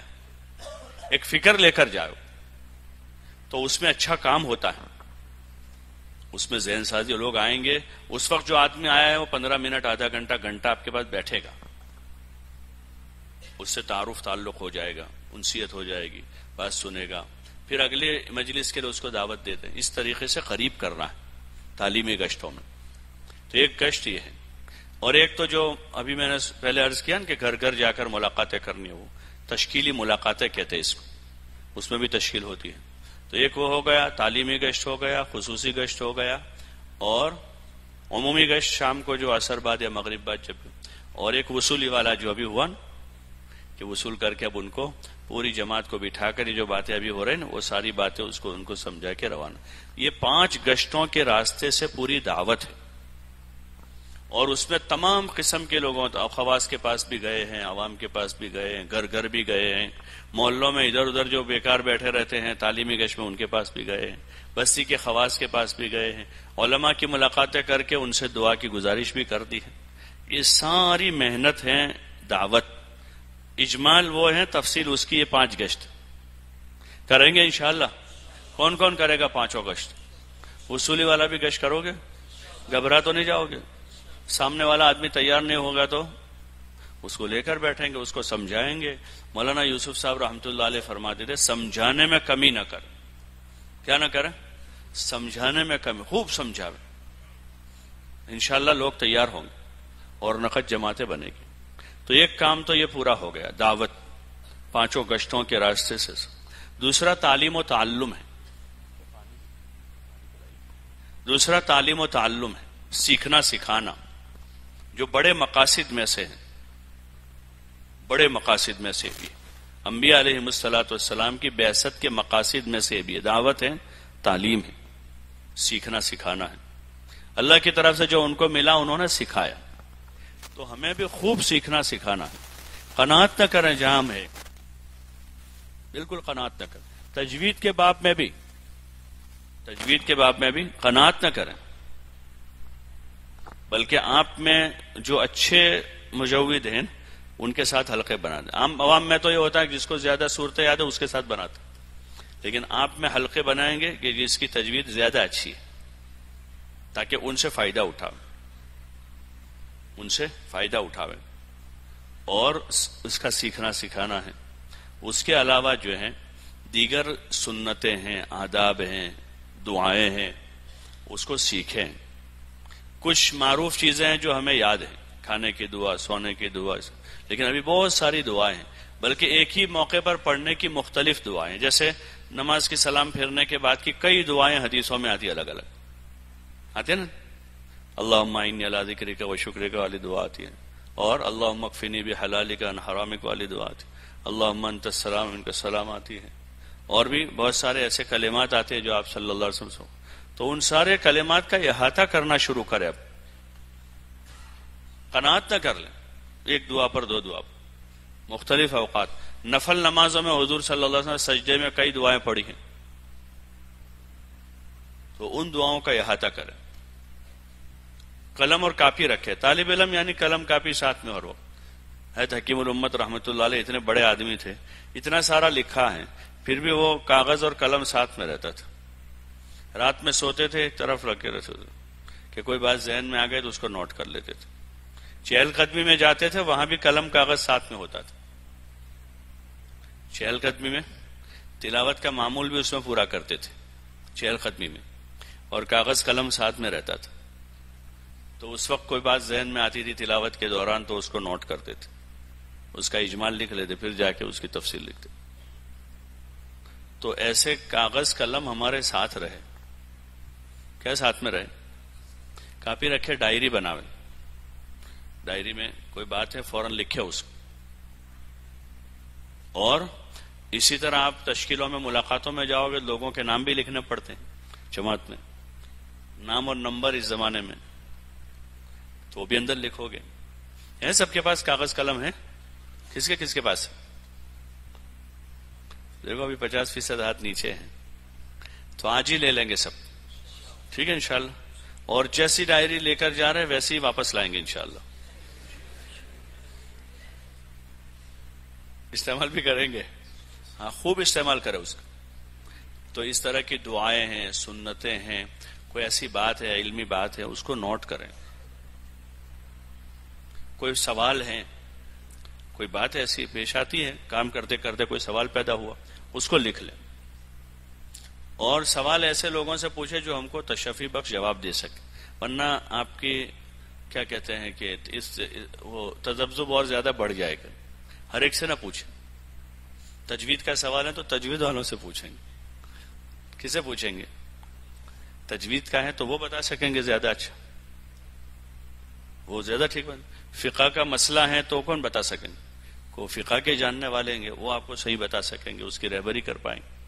تو اسی طرح کوئی بات ہے ایسی تو عام سے عام آدمی سے آپ نے پوچھ لیا ہو، اب ان کو خود کو پتہ نہیں ہے، وہ آپ کو کچھ نہ کچھ جواب دے، ثابت کرنے کے لیے کوئی بھی جواب دے دیں گے، 6 نمبر پورا دن ثابت کر دیں گے وہ کیا کرو گے اب؟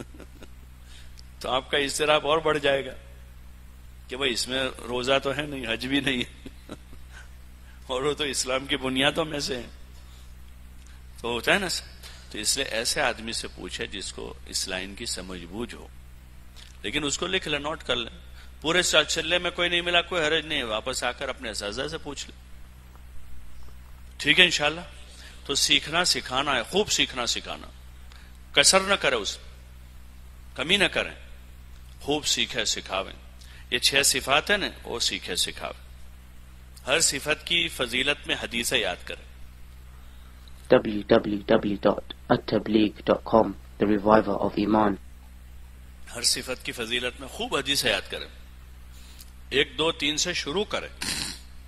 باقی ہر صفت کی، میں نے شاید حضرت مفتی محمود صاحب رحمۃ اللہ علیہ کا کوئی وہ پڑھا، وہ فرماتے کہ ایک مرتبہ میں انگلینڈ میں کسی جگہ تبلیغی اجتماع میں تھا، تو وہاں کسی عامی آدمی نے بیان کیا، یعنی مولوی نہیں تھا وہ آدمی، اور تقریباً 1.5 گھنٹے میں 200 یا 2 گھنٹے میں 150 مجھے اشتباہ ہو رہا ہے، اتنی حدیث ہے اس آدمی نے بیان کی.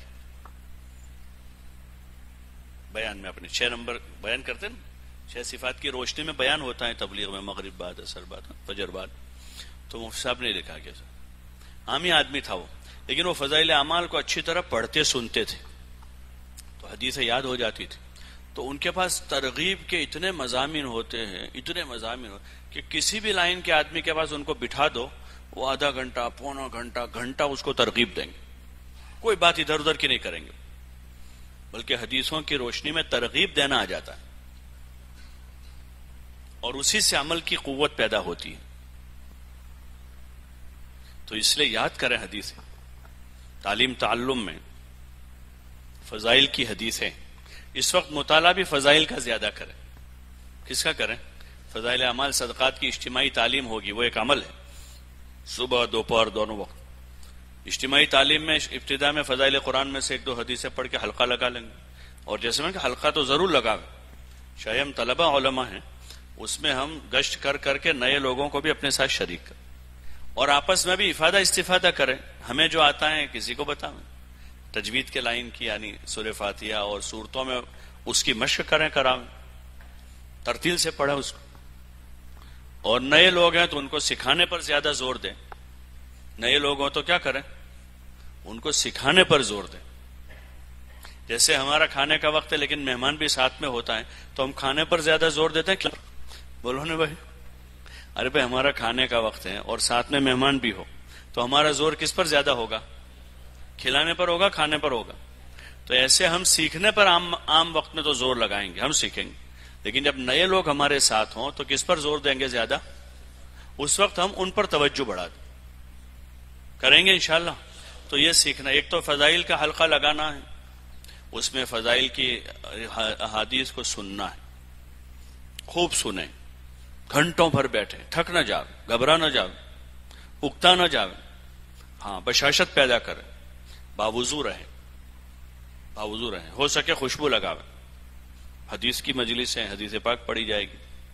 اور بادب بیٹھے، 2 زانوں بیٹھے اول نمبر پر، جتنی دیر بیٹھ سکتے ہیں کوشش کریں. طلبہ کو تو اکثر عادت ہوتی ہے 2 زانوں بیٹھنے کی، زیادہ مسئلہ نہیں. اور پورے دھیان سے سنیں، تصدیق کریں، باتوں کی تصدیق کرتے جا تاکہ اندر جاوے. جتنا اندر وہ جائے گا حدیث کا علم، فضائل کا علم، تو اتنی عمل کی قوت بڑھے گی. اور پھر انفرادی میں مطالعہ کریں، تھوڑی تھوڑی دیر صحیح، فضائل کی کتابوں. آپ دیکھیں فضائل اعمال میں فضائل نماز، فضائل ذکر، فضائل قرآن، فضائل تبلیغ، فضائل رمضان، فضائل حج، ان ساری کتابوں کی آپ آیتوں کو ایک طرف نکالو گے نا ساری، تو کتنے پارے ہو جائیں گے. اتنے پاروں کی آسان تفسیر ہے اس میں. پھر ان سارے مضامین سے متعلق حدیثیں ہیں اور اس کی آسان تشریح ہے. بات سمجھ رہے؟ خوب دھیان سے مطالعہ کرو اس. بہت اچھے مضامین ہیں، بالکل بنیادی ضروری ارکان اسلام ہے 5. پھر قرآن شریف، فضائل قرآن ہیں، اور فضائل تبلیغ ہیں، اور صدقات کے مختلف ابواب ہیں. دھیان سے پڑھے سنیں، کرو گے انشاءاللہ. تو یہ تعلیم و تعلم ہے. تیسرا ہے ذکر و عبادت، کہ ذکر عبادت میں بھی ہماری کمی نہ ہو. ایک عمل سے فارغ ہوئے دوسرے میں، جیسے 1 گھنٹی پوری ہوئی تو بولو نا بھائی، دوسری پوری ہوئی تو تیسری. اب بھائی 3 گھنٹیاں ہو گئی ہیں، ذرا پیشاب استنجا کا تقاضا ہو تو کتنے منٹ کی ریسیس ہوتی ہے؟ 15 منٹ. ٹھیک ہے بھائی، 10-15 منٹ میں استنجا وضو کر کے شروع ہو گئے. تو ایسے وقفے زیادہ نہ لیں، وقفے زیادہ بلکہ ایک کام کے بعد دوسرا کام، دوسرے کام کے بعد تیسرا کام، تیسرے کام کے بعد چوتھا کام، چوتھے کام کے بعد پانچواں کام، اور کوئی کام نہ ہو تو آخر میں کیا کریں گے؟ سو جائیں گے۔ لیکن دن بھر اگر آپ اعمال میں لگے رہے تو انشاءاللہ نیند بھی رات میں اچھی آئے گی۔ مولانا یوسف صاحب رحمۃ اللہ علیہ فرماتے تھے بھائی دن بھر مختلف کاموں میں اپنے آپ کو اتنا تھکاؤ اتنا تھکاؤ اتنا تھکاؤ کہ رات میں آپ بستر پر آؤ تو یہ پتہ نہ چلے کہ پہلے سر آپ نے تکیے پر رکھا تھا یا پہلے نیند آ گئی تھی۔ اتنا دن بھر کام کر تو رات میں اپنے آپ نیند آ جائے گی۔ تو ذکر و عبادت میں لگنا ہے۔ نمازیں تو فرض ہیں، اس کے علاوہ سنتوں کی پابندی کرے، نماز سے پہلے کی، نماز کے بعد، مقامی لوگوں کے آنے سے پہلے فارغ ہو جائے جماعت، اذان سے پہلے اپنی ضروریات سے فارغ ہو کر صفوں میں پہلی صف میں بیٹھ جائیں، پیچھے کی 2-3 جگہیں چھوڑ دیں، باقی اپنی جگہ بنا اور اعمال میں لگ جاؤ۔ حافظ ہیں، تلاوت کریں، اپنا قرآن یاد کریں۔ وہ 10-10 12-12 جو منٹ ہوتے ہیں نا، اس میں 50 منٹ ہو جائیں گے 5 نمازوں میں۔ 10 منٹ پہلے بھی اگر آپ بیٹھ گئے تو 5 نمازوں میں کتنے منٹ ہو جائیں گے؟ پارا آپ کا اسی میں ہو جائے گا۔ 50 منٹ ہے، وہ معمولی نہیں۔ وہ وقت ہمیں بچانا ہے سارا، اس لیے ان کے آنے سے پہلے فارغ ہو جاوے، صفوں میں بیٹھ کر اپنے اعمال میں لگ جاوے۔ سنتیں ہیں نماز سے پہلے کی تو نماز سے پہلے کی، نماز کے بعد کی سنتوں کا اہتمام کریں اور فرض نمازوں کو خوب اچھے سے پڑھیں۔ نماز کے بعد کی سنن نوافل ہیں، اس کی بھی پابندی کی۔ لیکن اس کے بعد بیان ہے، مجلس ہے، تو اس میں لمبی نفلیں اس وقت نہ پڑھے۔ جیسے مغرب بعد لمبی اوابین پڑھنی کسی کو، تو اب وہ اس وقت مجلس بھی ہے تو پہلے مجلس میں شریک ہو جائے، پھر اپنے اوابین پڑھ لیں۔ باقی سنت نفل جو معمول کی ہیں وہ تو اسی وقت پڑھ لیں، ورنہ وہ رہ جاتی ہے پھر۔ تو اس لیے اس کی کوشش کریں گے انشاءاللہ۔ تلاوت کا اہتمام کریں۔ جو حافظ ہیں وہ اپنے قرآن کا خوب خیال کریں، اچھے سے یاد کریں، اور رمضان آئے گا آگے تو آگے سے رمضان آنے سے پہلے ہی، بلکہ جا کر 2-4 دن میں ہی جوڑیاں بنا دیں، دو کی جوڑی ترتیب آگے سے بنا دیں، اور ابھی سے تیاری شروع کر دیں۔ رمضان سے پہلے کے 15 دن باقی ابھی تو تیاری اپنی شروع کر دے روزانہ۔ تہجد میں ذرا جلد، لمبی راتیں ہیں، رات میں جلدی آرام کر لیں گے تو 1 گھنٹہ پہلے اٹھنا مشکل نہیں ہوگا۔ 4:45 بجے سے 5 بجے سے اٹھ گئے، تقریباً 1 گھنٹہ باقی رہے گا۔ پھر اذان اقامت کے درمیان کا آدھا پونا گھنٹہ ہوتا، تو اسی میں آپ کو یاد ہو جائے گا۔ اور بھی ضرورت ہے تو دن میں بھی کوئی وقت طے کر لے تھوڑا سا، اس میں بیٹھ جاؤ۔ ابھی سے تیاری شروع کر دیں۔ ہر حافظ پورا قرآن سناؤ گے انشاءاللہ؟ کون کون سنائیں گے؟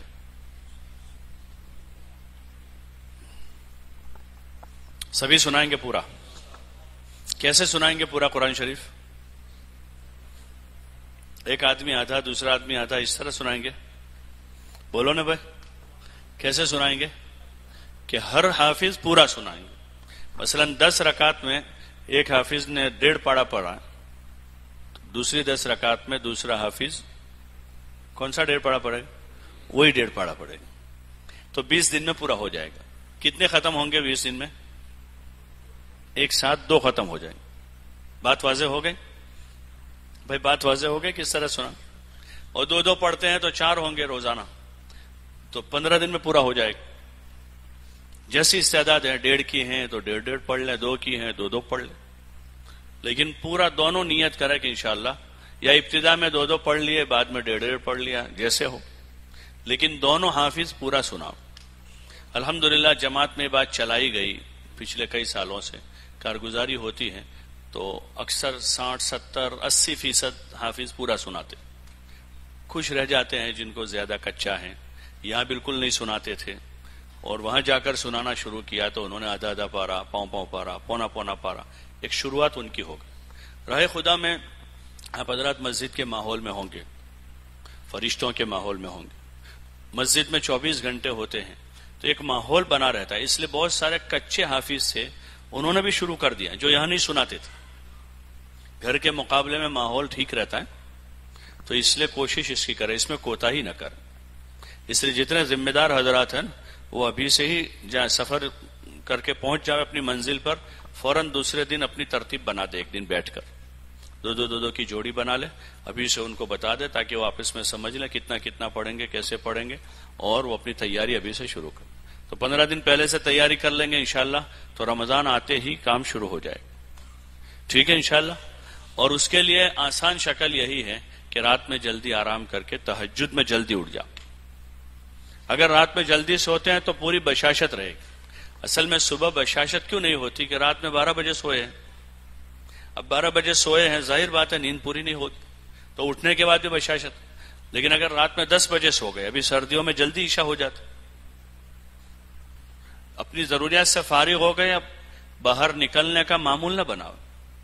اب نہ آپ باہر گئے تو آدھا گھنٹہ، پونا گھنٹہ نکل جائے گا چائے پینے کے لیے، ٹھنڈا پینے کے لیے. کوئی حاجت نہیں اس میں.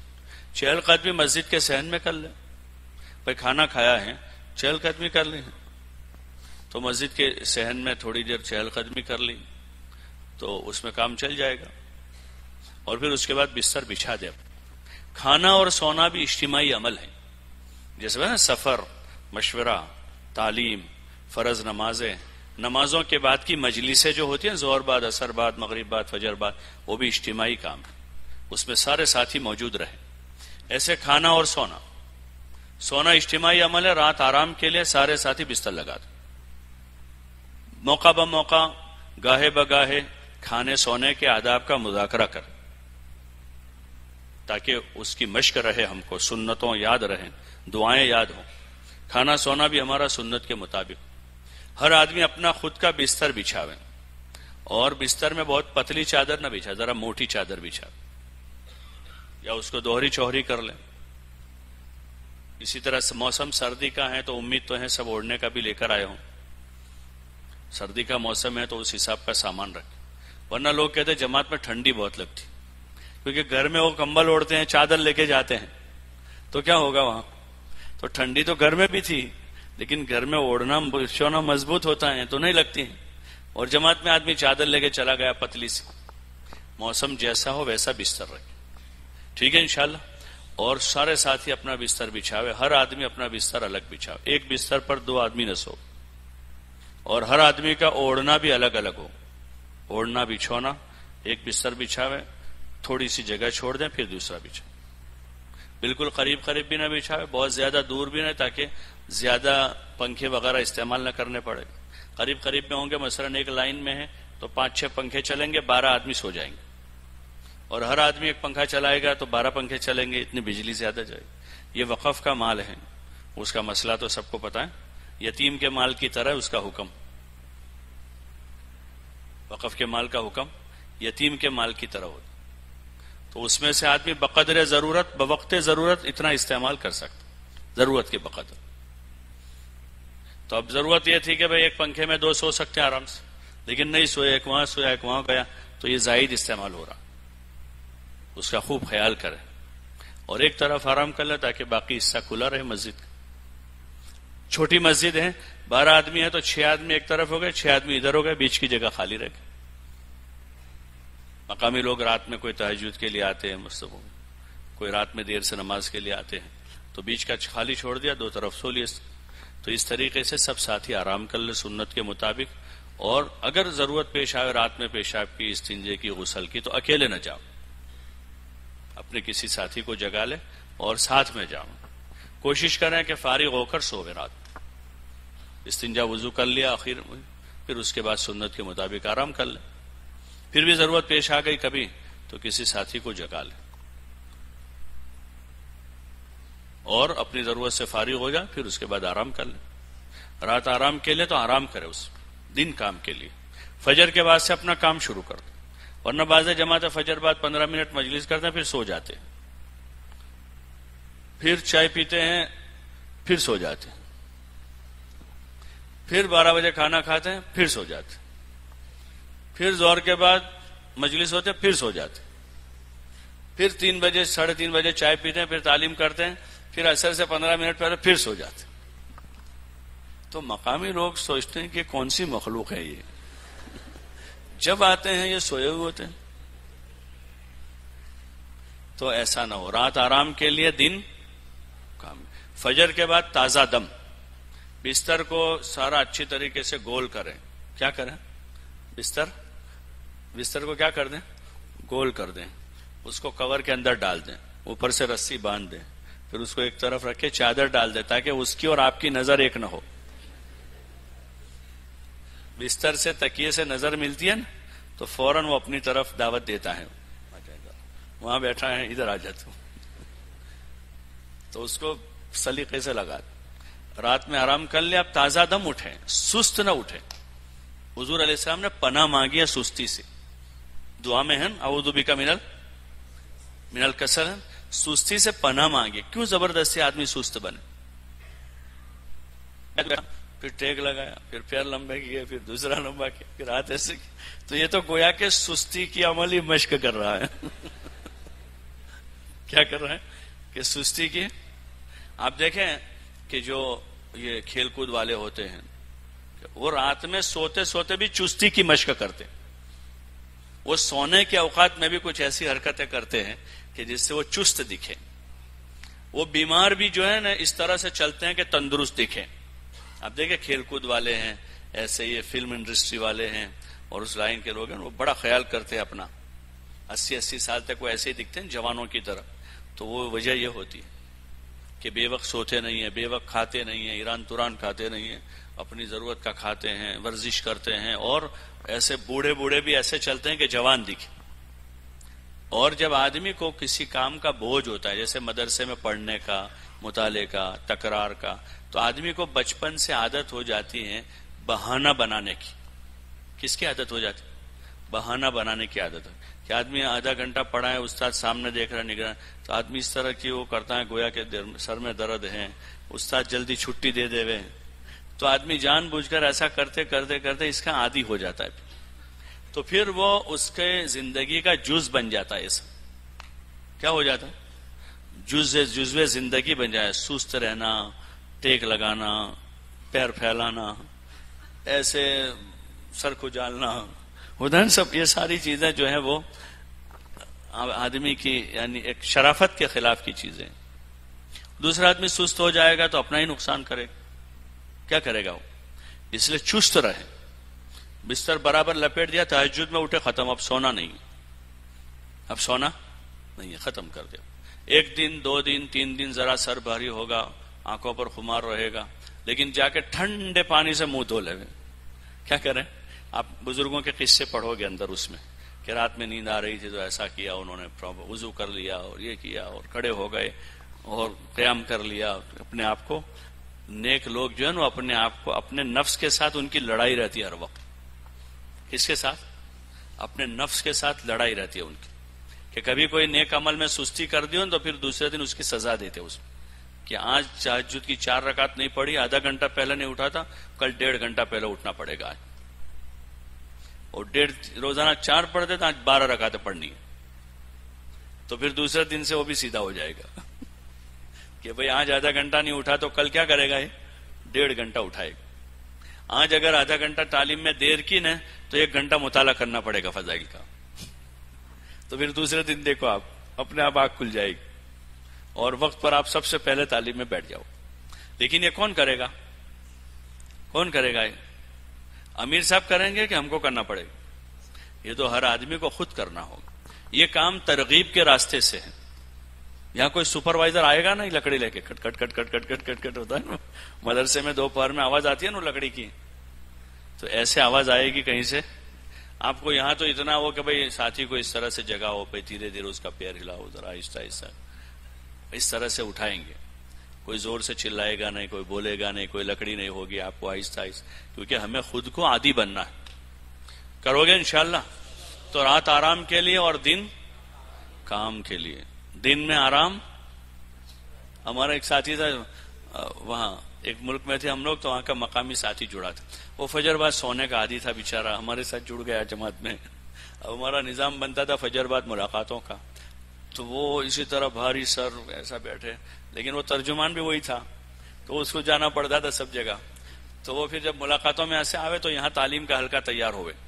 ہم متن وہ ایسا وقت تھا کہ ملاقات کرو، پھر آ کر تعلیم، پھر تعلیم کے بعد فارغ، زہر سے پہلے 1.5 گھنٹہ اس میں کھانا اور قیلولہ، اور پھر زہر کے بعد پھر عمل شروع. تو وہ تعلیم میں سے جیسے آئے واپس تو وہ دروازے پر سے بولے زور سے آرام حرام آرام حرام تو پھر وہ تعلیم میں شریک ہو جائے. پھر تعلیمی گشت میں بھی اس کو جانا پڑے, ترجمان وہ تھا لیکن بہت اچھا وقت گزارا اس نے. وہ یہ کہتا تھا کہ اس سے پہلے میں نے وقت لگایا جماعتوں کے, تو میری بہت رعایت کرتے تھے وہ جماعتیں, کہ بیچارہ تھا تو میرے پاس صرف عشاء کے بعد ترجمہ کرواتے تھے یعنی بیان ہو اس کا ترجمہ کراتے تھے بس, اور باقی دن بھر مجھے آرام کراتے تھے, کھلاتے تھے, پلاتے تھے. لیکن آپ لوگوں نے میری کوئی رعایت نہیں کی. لیکن وہ کہتا تھا مجھے سب سے زیادہ فائدہ اس سفر میں ہوا کہ میں نے تشکیل کرنا سیکھا, لوگوں کو وصول کرنا سیکھا, ورنہ مجھے یہ نہیں آتا تھا, خالی ترجمہ کرنا آتا تھا, بیان کر ترجمہ کر رہا تھا میں. تو دن بھر کام کیا, جب نقد جماعتیں نکلی تو اس میں وہ گیا. ابھی وہ تو یہ ترجمان بات ساتھی بات کا وہ ترجمہ کرتا تھا, سامنے والے کو سمجھاتا تھا, تو اس میں وہ کہتا مجھے بہت فائدہ ہو. تو رات میں آرام کر لیں, دن میں کام کریں. صبح سے ہی تھوڑا بہت سر میں درد ہو اس کو کہہ دیں کہ ابھی تو بعد میں آنا, اس وقت تو موقع ہے, اکرام کرنے کا کوئی موقع اس وقت ہے. ہمارے ایک پرانے ساتھی تھے بزرگ عبدالرحمان غازی, تو وہ کہتے تھے بیماری جو ہے نا, بیماری اگر اس کا آپ اکرام کرو گے تو آگے جائے گی نہیں, وہ آگے جائے گی یعنی آپ کا گھر پکڑ لے گی. وہ زیادہ آپ اکرام کرو گے, مثلا سر میں درد ہوا تو آپ لیٹ گئے اور پھر اور زیادہ آپ نے تو اس کا اکرام کیا کہ بھائی ٹھیک ہے ابھی, اور تو وہ جائے گا نہیں جلدی تو اس کا زیادہ اکرام ٹھیک ہے, بہت زیادہ ہے, ایک آدھ گولی کھا لی. رات میں اس کو کہہ دے کہ ابھی تو ٹھیک ہے, رات میں آج جلدی سو جائیں گے, فضول جاگیں گے. دن میں سر میں درد ہو رہا ہے تو اس کو کیا کہیں کہ رات میں جلدی سوئیں گے, ابھی تو کام کرنا ہی ہے. تو پھر انشاءاللہ وہ رات ہوتے ہوتے چلا جائے گا. تو کریں گے اہتمام اس کا. تو آرام بھی اجتماعی کام ہے, ایک ساتھ سب آرام کرو. کھانا بھی اجتماعی عمل ہے, ایک دسترخوان پر کھانا کھاوے, اپنے ساتھیوں کا اکرام کرے. خوب یہی کوشش ہو کہ ہمارے ساتھی زیادہ کھا. جو آدمی اس مزاج کا ہو جائے گا وہ ہمیشہ زندگی میں خوش رہے گا, کسی حال میں وہ دکھی نہیں ہو. آپ دیکھو جتنے کھلانے والے ہیں نا, کھلانے والے وہ سب سکھی ہیں, اور جتنے کھانے والے ہیں سب دکھی ہیں.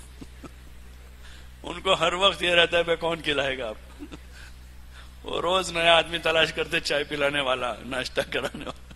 اور جو کھلانے والے ہیں نا وہ ہمیشہ خوش. ان کے پاس کچھ نہیں ہے تو وہ سوکھی روٹی بھی کسی کو کھلا دیں گے, کسی کو پانی پلائیں گے, کسی کو دسترخوان سیدھا کر دیں گے, پلیٹ لا کر دیں گے, خدمت کریں گے. وہ تو ایسے لوگ خوش رہتے ہیں. اس لیے اپنے ساتھیوں کا خوب اکرام احترام کریں, ہاں دل سے اکرام کریں, اللہ کا بندہ سمجھ کے, حضور صلی اللہ علیہ وسلم کا امتی سمجھ. جیسے کسی استاد کا بیٹا ساتھ میں تو اس کے خاص رعایت کرتے ہیں, بھائی ہمارے استاد کا بیٹا, ایک محبت, ایک قلبی لگاؤ ہوتا ہے. ایک تو ہے کہ بھائی ڈر, وہ تو اپنی جگہ ہے کہ بھائی کچھ ہوگا تو یہ کہے گا تو استاد ناراض ہو جائیں, لیکن وہ تو اپنی جگہ ہوتا ہے. لیکن زیادہ 90% تو قلبی لگاؤ ہوتا ہے استاد سے کہ بھائی ہمارے استاد کا بیٹا ہے. ایسے ہر مسلمان اللہ کا بندہ ہے, اور ہر مسلمان حضور صلی اللہ علیہ وسلم کا امتی ہیں. جیسے ہم اہل بیت کی عزت کرتے ہیں, اہل بیت کی کیوں کرتے ہیں کہ حضور صلی اللہ علیہ وسلم سے ان کی قرابت, وہ ایک بہت بڑا مقام ہے, اس مقام تک کوئی نہیں پہنچ سکتا. لیکن ایک نسبت ہر امتی کی ہے کہ حضور صلی اللہ علیہ وسلم کا امتی ہونے کی نسبت. اس نسبت کا خیال کرتے ہم اکرام کریں گے تو پھر کوئی مسئلہ ہی پیدا نہیں ہوتا کہ کسی کی حقارت ہمارے دل میں آئے, کسی کو ہم کم درجے کا سمجھیں, کسی کا ہم ٹھٹھا کریں, کسی کو ہم پریشان کریں. اس کا سوال ہی پیدا نہیں ہوتا پھر جب یہ بات ہو جائے گی. تو اس لیے خوب ایک دوسروں کا اکرام کریں, احترام کریں, ادب سے رہیں, بے تکلفی نہ کریں. زیادہ بے تکلفی سے بے اکرامی ہوتی ہے. حد سے زیادہ جب بے تکلفی ہو جاتی ہے تو پھر بے اکرامی شروع ہوتی ہے, اور بے اکرامی سے دل ٹوٹ جاتا ہے. جب کسی کی چاہے بچہ ہو, عزت نفس ہر ایک میں ہوتا. یہ ہے کہ چھوٹا ہونے کی وجہ سے بولتا نہیں ہو, لیکن عزت نفس ہر ایک میں ہے. 5 سال کے بچے میں بھی عزت نفس ہوتا ہے. تو چھ جائے کہ ہمارے ساتھ چلنے والا ایک طالب علم عربی اول کا ہے, دوم کا ہے, حفظ کا ہے, ہم سے عمر میں چھوٹا ہے, تو ہم ایسا کوئی معاملہ نہ کریں جس سے دل ٹوٹ جائے, بلکہ کوشش کریں کہ اکرام کرے ہر ایک کا, اللہ کا بندہ ہے, یہ خیال کرے ہر وقت.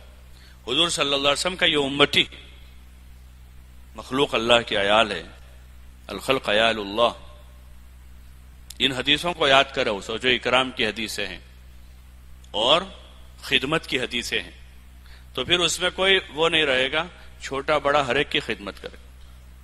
ہاں، عربوں میں یہ چیز بہت ہوتی ہے، اخلاق ان کے بڑے اعلیٰ ہوتے، عربوں کے ان کے اخلاق بہت اچھے ہوتے، دل سے قدر کرتے، ہو چھوٹا ہو بڑا ہو عزت کرتے۔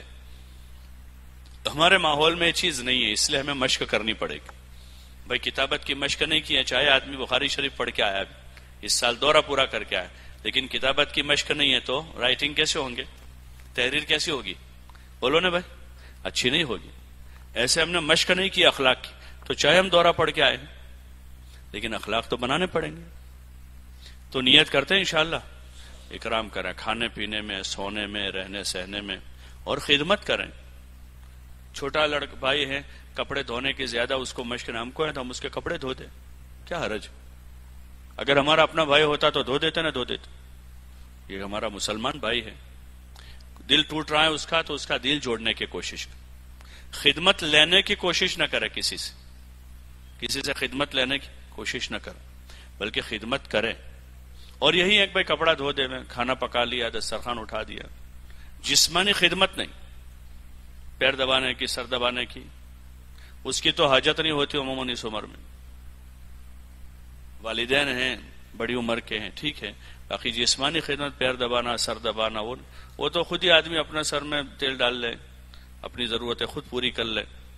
باقی ہیں کہ بھئی کپڑا دھونا مشکل پڑ رہا ہے، کسی کو کوئی بیماری سیماری ہے، کسی کو تو اس لائن سے سامان اٹھانا بھاری پڑ رہا ہے اس کو، تو اس کا سامان لے لیں۔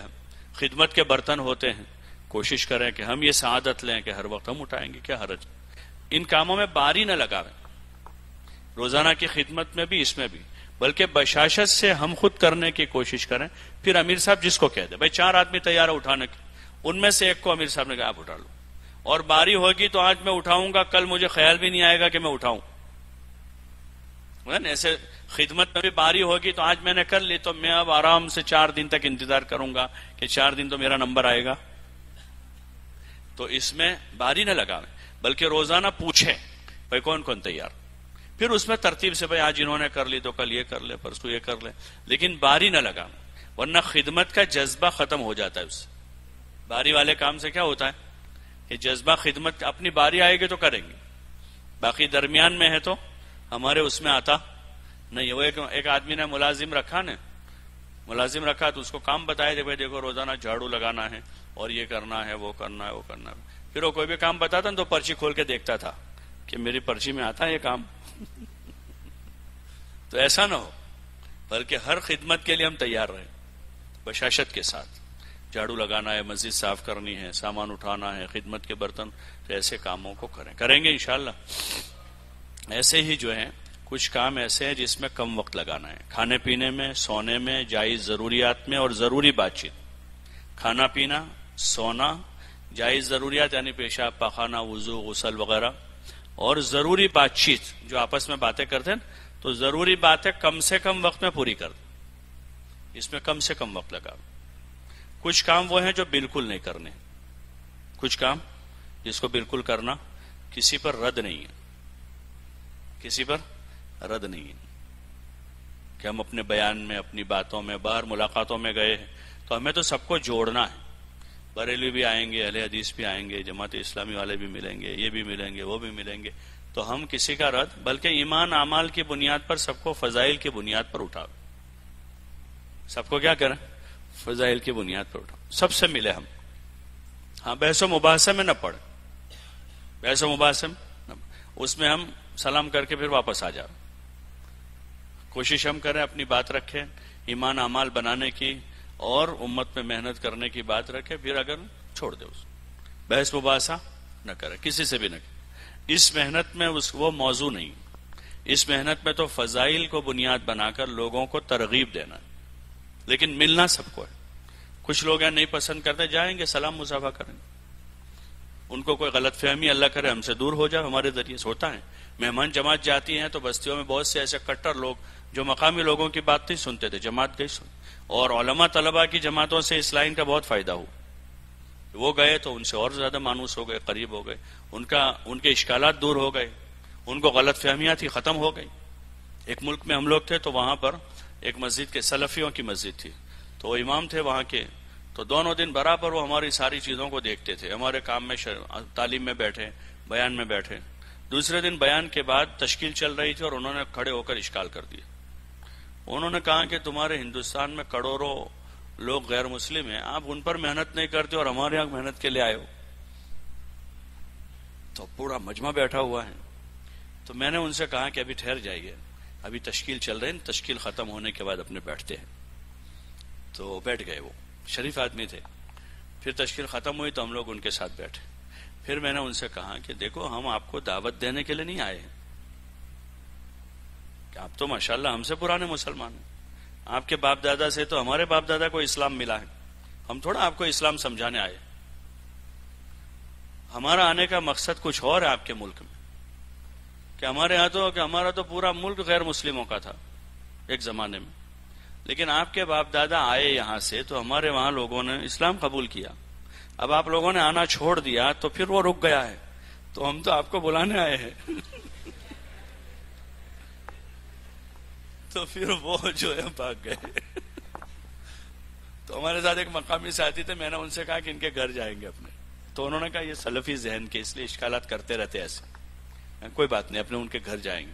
تو پھر دوسرے دن ہم صبح ان کے گھر گئے اور ان سے بات ہوئی ساری، تو ان کو بہت سی غلط فہمیاں تھیں جو انہوں نے مضامین پڑھ رکھے تھے دیوبندیوں کے متعلق اور تبلیغی جماعت کے متعلق، وہ پڑھا ہوا سب تھا۔ میں نے کہا آپ کبھی گئے ہو؟ بولا گیا تو کبھی، لیکن میں نے کہا یہ ساری چیزیں آپ نے غلط پڑھی ہیں، اس کی حقیقت سے کوئی تعلق نہیں اس کا، اور اگر آپ کسی ایک فرد پر الزام لگاتے تو ایک کو جواب دینا ہوتا، آپ تو پوری جماعت پر اتنے الزام لگا رہے ہو، آپ اللہ کو کیا جواب دو گے؟ تو وہ ڈر گئے کہ بھائی بات تو برابر ہے، اور پھر انہوں نے مجھے کہا کہ آپ مجھے اب بتائیے صحیح کیا ہے۔ پھر میں نے ان کو ساری باتیں بتائی کہ بھئی یہی قرآن و سنت ہیں تبلیغ میں۔ میں نے کہا ہم 2 دن آپ کی مسجد میں رہے، آپ نے ہمارے اعمال دیکھے، ہماری باتیں سن، آپ کو کون سی بات قابل اشکال لگے آپ بتائیے، ہم کو اصلاح کریں گے۔ بولے نہیں آپ کی تو بڑی اچھی بات ہے، ایمان کی بات کرتے، آپ نماز کی بات، اخلاق کی بات کی، اخلاص کی بات کی، اور آپ نے خروج فی سبیل اللہ کی بات کی، اس میں تو کوئی اشکال کی بات نہیں، لیکن یہ جو لکھا ہے وہ سب ہیں۔ میں نے کہا آپ نے دیکھا، ہم عملاً پریکٹیکل آپ کے سامنے ہیں، آپ نے کتاب میں پڑھا ہے وہ۔ تو بولے نہیں بات صحیح ہے آپ کی۔ تو ہمیں بحث و مباحثہ نہیں کرنا ہے کسی، بحث و مباحثہ کریں گے تو اور دروازہ کھل جائے گا، کوشش کریں گے فضائل کی روشنی میں سلجھانے کی، تو اس لیے سب قسم کے لوگوں کے پاس جانا ہوتا، تو کسی پر رد نہیں، کسی پر نقد نہیں، کسی کی تحقیر نہیں، ان تمام چیزوں سے اپنے آپ کو، کسی کو حقیر نہ سمجھ۔ بنجر بستیوں میں جماعتیں جاتی ہے، بعض مرتبہ ہمارے ساتھی ایسا بولتے ہیں کہ جو اچھا نہیں لگتا، ایسا کہتے ہو جاہل مسلمان ہیں، ان کو کچھ پتا نہیں ہے، کلمہ بھی نہیں آتا ہے ان کو، بس بالکل ایسا ہی ہے، یعنی اسلوب ایسا ہوتا ہے گویا کہ ہم بہت پکے مسلمان ہیں اور ان کے پاس کچھ بھی نہیں، ہم بہت پکے ہیں ان کے پاس، بلکہ وہ تو قابل رحم ہے، وہ قابل رحم ہے۔ تو اس لیے ان چیزوں کی، اس سے ایک قسم کی حقارت کا مفہوم نکلتا ہے، ان لوگوں کی حقارت کا مفہوم نکلتا ہے، تو ایسی چیزوں سے ہم اپنے آپ کو بچائیں گے۔ ایسے ہی انتظامی کاموں میں کہیں دخل نہ دیں، امامت میں، اذان میں، مؤذن صاحب ہے ان کو پڑھنے دیں اذان، وہ اصرار کرے پھر بھی کہ نہیں آپ ہی پڑھو، ورنہ یہ ہوگا کہ آپ تو ڈابیل والی اذان پڑھو گے وہاں۔ اب بستی میں 1 مرتبہ 2 مرتبہ 3 مرتبہ 5 وقت وہ اذان ہوئی، لوگوں کے کان تک پہنچی ہے، دلوں تک پہنچی ہے، تو بستی میں یہ اچھی اذان ہے۔ اب جماعت چلی جائے گی تو لوگ کہیں گے مؤذن صاحب اچھے نہیں ہیں، مؤذن صاحب کہیں گے کہ جماعت نے آ کے میرا بیڑا غرق کر دیا۔ تو اس لیے ایسی امامت ہے اذان سے، وقامی لوگ ہیں تو انہی کو آگے کریں، پھر جب وہ بہت اصرار کریں تو امیر صاحب سے کہیں، پھر امیر صاحب جو مناسب سمجھے، اگر معذرت مناسب سمجھے تو معذرت ہی کرے، نہیں تو پھر امیر صاحب کسی ساتھی، اپنے آپ نکی نہ کر لاوے کہ میں جمعہ پڑھانے جاؤں گا فلاں جگہ۔ میں ملاقات میں گیا تھا تو امام صاحب نے مجھے کہا ہے کہ آپ جمعہ میں آ جانا، کہ نہیں بھائی ہم تو جماعت میں ہیں، ہم امیر صاحب کے تابع ہیں، آپ آ کر امیر صاحب سے بات کریں۔ کوئی آپ کو راستے میں کہہ دے گا کہ ہماری مسجد میں آپ بیان کرو، کہ نہیں بھائی ہماری جماعت ہے، آپ امیر صاحب کے پاس آؤ۔ کوئی کھانے کی دعوت دیں کہ میں امیر صاحب کے پاس آؤں۔ راستے میں کوئی سوال جواب کرے ٹرین میں تو ہم جواب نہ دوں، ہمارے امیر صاحب یہ ہیں، آپ ان سے بات کرو۔ بات سمجھ رہے ہیں؟ اس میں ہمارے بھی فائدہ ہے، کام کا بھی فائدہ۔ تو انتظامی چیزوں میں کسی جگہ لڑائی جھگڑا ہے تو مقامی لوگوں کے وہ آئیں گے کہ مولانا ہمارا ایسا بیوی کے ساتھ لڑائی ہو گئی، ذرا میری بیوی کو سمجھا دو نے۔ بات سمجھ رہے ہیں؟ تو ان سب چیزوں سے پرہیز کریں، بلکہ ہم اپنا کام جو ہے اپنا کام کرتے رہیں، دعوت دیں ایمان کی، اعمال کی، اخلاق کی، آخرت کی، اور لوگوں کو اس کے لیے تیار کریں. بس یہ ہمارا سیدھا سادہ کام تو کریں گے انشاءاللہ اس طرح. اور دعاؤں کا خوب اہتمام کریں، صبح شام بھی دعا مانگے، رات دن دعا کریں، تہجد میں خاص کریں. 24 گھنٹے کبھی بھی وہاں دروازہ بند ہوتا نہیں. لیکن یہ جو اوقات ہیں ماضی مخصوص اوقات، جس کی حدیثوں میں یا کلام پاک کی آیتوں میں جس کی طرف اشارہ ہوا ہے، ان آیتوں کو ہم ان آیتوں کی ایسے حفاظت کریں جیسے ہم افطار کے وقت کا انتظار کرتے ہیں، ایسے تہجد کے وقت کا انتظار کر کے اس وقت ہم دعا مانگیں. اور اوقات میں بھی مانگنی ہے، منع نہیں ہے، لیکن وہ خاص اوقات ہے کہ فرشتہ آ کر ابھی اعلان کر رہے ہیں کوئی مانگنے والا ہے، کوئی استغفار کرنے والا، تو ہم وہ وقت محفوظ. بعض مرتبہ ہے کہ ہم تہجد پڑھتے ہیں اور جو اصل وقت آتا ہے اس وقت سو جاتے تھے، حالانکہ اٹھے تھے، نماز بھی پڑھی، اور اب وہ اعلان کا وقت ہے فرشتے کا آخر پہر میں، ہے کوئی مانگنے والا، ہے کوئی توبہ کرنے والا، اور ہم غفلت میں آ گئے. یا یہ ہے کہ چائے وائے بنا کے وہاں پیچھے دسترخوان لگا دیا، سب دسترخوان پر بیٹھ گئے، حالانکہ یہ دعا کا وقت. مولانا محمد سلیمان صاحب رحمۃ اللہ علیہ کہ حضرت جی رحمۃ اللہ علیہ بہت ناراض ہوتے اگر اس وقت کوئی چائے وائی لے کر آتا اس پر میں، کہ بھائی یہی تو تھوڑا سا وقت اللہ سے مانگنے کہ تم لوگ چائے لے کر آ گئے. یعقوب علیہ السلام نے کہا تھا نا سوف استغفر لکم ربی، تو کیا لکھا ہے اس میں مفسرین نے کہ وہ اس وقت کے انتظار میں تھے، اخیر پہر میں، کہ اس وقت میں اپنے رب سے استغفار کروں گا تمہارے لیے. تو اس لیے ایسے اوقات اذان اقامت کے درمیان کا وقت حدیث میں آتا ہے کہ اس وقت دعا رد نہیں ہوتی، فرض نماز کے بعد دعا قبول ہوتی ہے، ایک حدیث میں آتا ہے. تو ایسے اوقات میں ہم ادھر ادھر مشغول نہ ہو جائیں، دعا کریں، تہجد میں دعا مانگے، کوئی ایک وقت طے کرے جس میں لمبی دعا مانگنے کی مشق کریں، لمبی دعا مانگنے کی کریں گے انشاءاللہ. باقی آپس میں اکرام، احترام، اطاعت، امیر صاحب کی اطاعت، چاہے عربی اول والے کو امیر بنا دیا ہو، ہم دورے میں ہیں تو بھی ہمارا ذمہ دار بنایا ہے تو ہم اطاعت کریں گے ان کی. اس کام کے ذریعے سے یہ چیز زندہ ہوئی دنیا میں کہ 10 آدمیوں کی 12 آدمیوں کی جماعت 4 مہینے ایک آدمی کی تابع داری میں وقت گزارتے ہیں، 4 مہینے کے بعد واپس آتے ہیں. یہ بہت بڑی بات ہے. اس وقت اس کا بہت فقدان ہے. مدرسے میں اساتذہ کو شکایت ہے کہ طلبہ نہیں مانتے، محتم صاحب کو شکایت رہتی ہے کہ طلبہ مانتے نہیں. تو ایسے وقت میں اس چیز کا فقدان ہے. نفس چونکہ بہت حاوی ہو جاتا ہے آدمی پر، تو اس کی شر سے بچنے کا یہی راستہ، اطاعت کریں. کرو گے انشاءاللہ؟ کتنے دن اطاعت کریں گے بولو نا بھائی؟ ہاں، ایسا نہ ہو کہ امیر صاحب بہت زیادہ تھے گیا ہے، میں 3 دن سے تو تمہاری ہر بات مانتا ہوں لیکن تم تو ہر وقت ملاقاتوں میں بھیج دے تو نہیں جاؤں گا. ایسا نہ کرے، بلکہ پورا وقت. اور پورا وقت اس لیے اطاعت کرنے کہ زندگی پر اللہ رسول کی اطاعت آسان ہو، جو اصل ہے. کریں گے انشاءاللہ اطاعت. اور لڑائی جھگڑا آپس میں نہ کرے، بحث مباحثہ نہ کرے. بحث مباحثے کے بعد آگے لڑائی کی نوبت آتی، تو کسی بھی موضوع پر بحث مباحثہ ہو وہی جگہ چھوڑ دیں، اپنے دوسرے کاموں میں لگ جائیں. پھر بھی کوئی بات ہو جائے تو معافی تلافی کریں. یہ مومن کی صفت ہے کہ وہ دل گندا نہیں کرتا. کوئی بات ہو بھی گئی ہے تو فوراً معافی مانگ لے، چھوٹے باپ کے نہیں ہو جائیں گے. جو تواضع اختیار کرے گا اس کے لیے گارنٹی ہے اللہ کی. حدیث میں آپ صلی اللہ علیہ وسلم کہ اللہ اسے بلندی عطا فرمائے گا، عزت دے گا. تو اس لیے چھوٹے باپ کے بن جائیں، اس کی کوشش کریں. اور باہر نہ نکلیں. وہ پرانے ساتھی جو ہے نا سیدھے سادے جملوں میں بڑی اچھی نصیحت کرتے تھے. وہ یہ کہتے تھے کہ بھئی مسجد کی 4 دیواری، اپنے امیر کی تابع داری، آنکھوں کی پردہ داری، اور چوتھا کیا کہتے تھے؟ ہاں، راتوں کی آہوزاری. یاد ہے سب کو؟ راتوں کی آہوزاری، آنکھوں کی پردہ داری، امیر کی تابع داری، اور مسجد کی 4 دیواری. یہ 4 دیواری کا نام مسجد ہوتا ہے. شریعت جو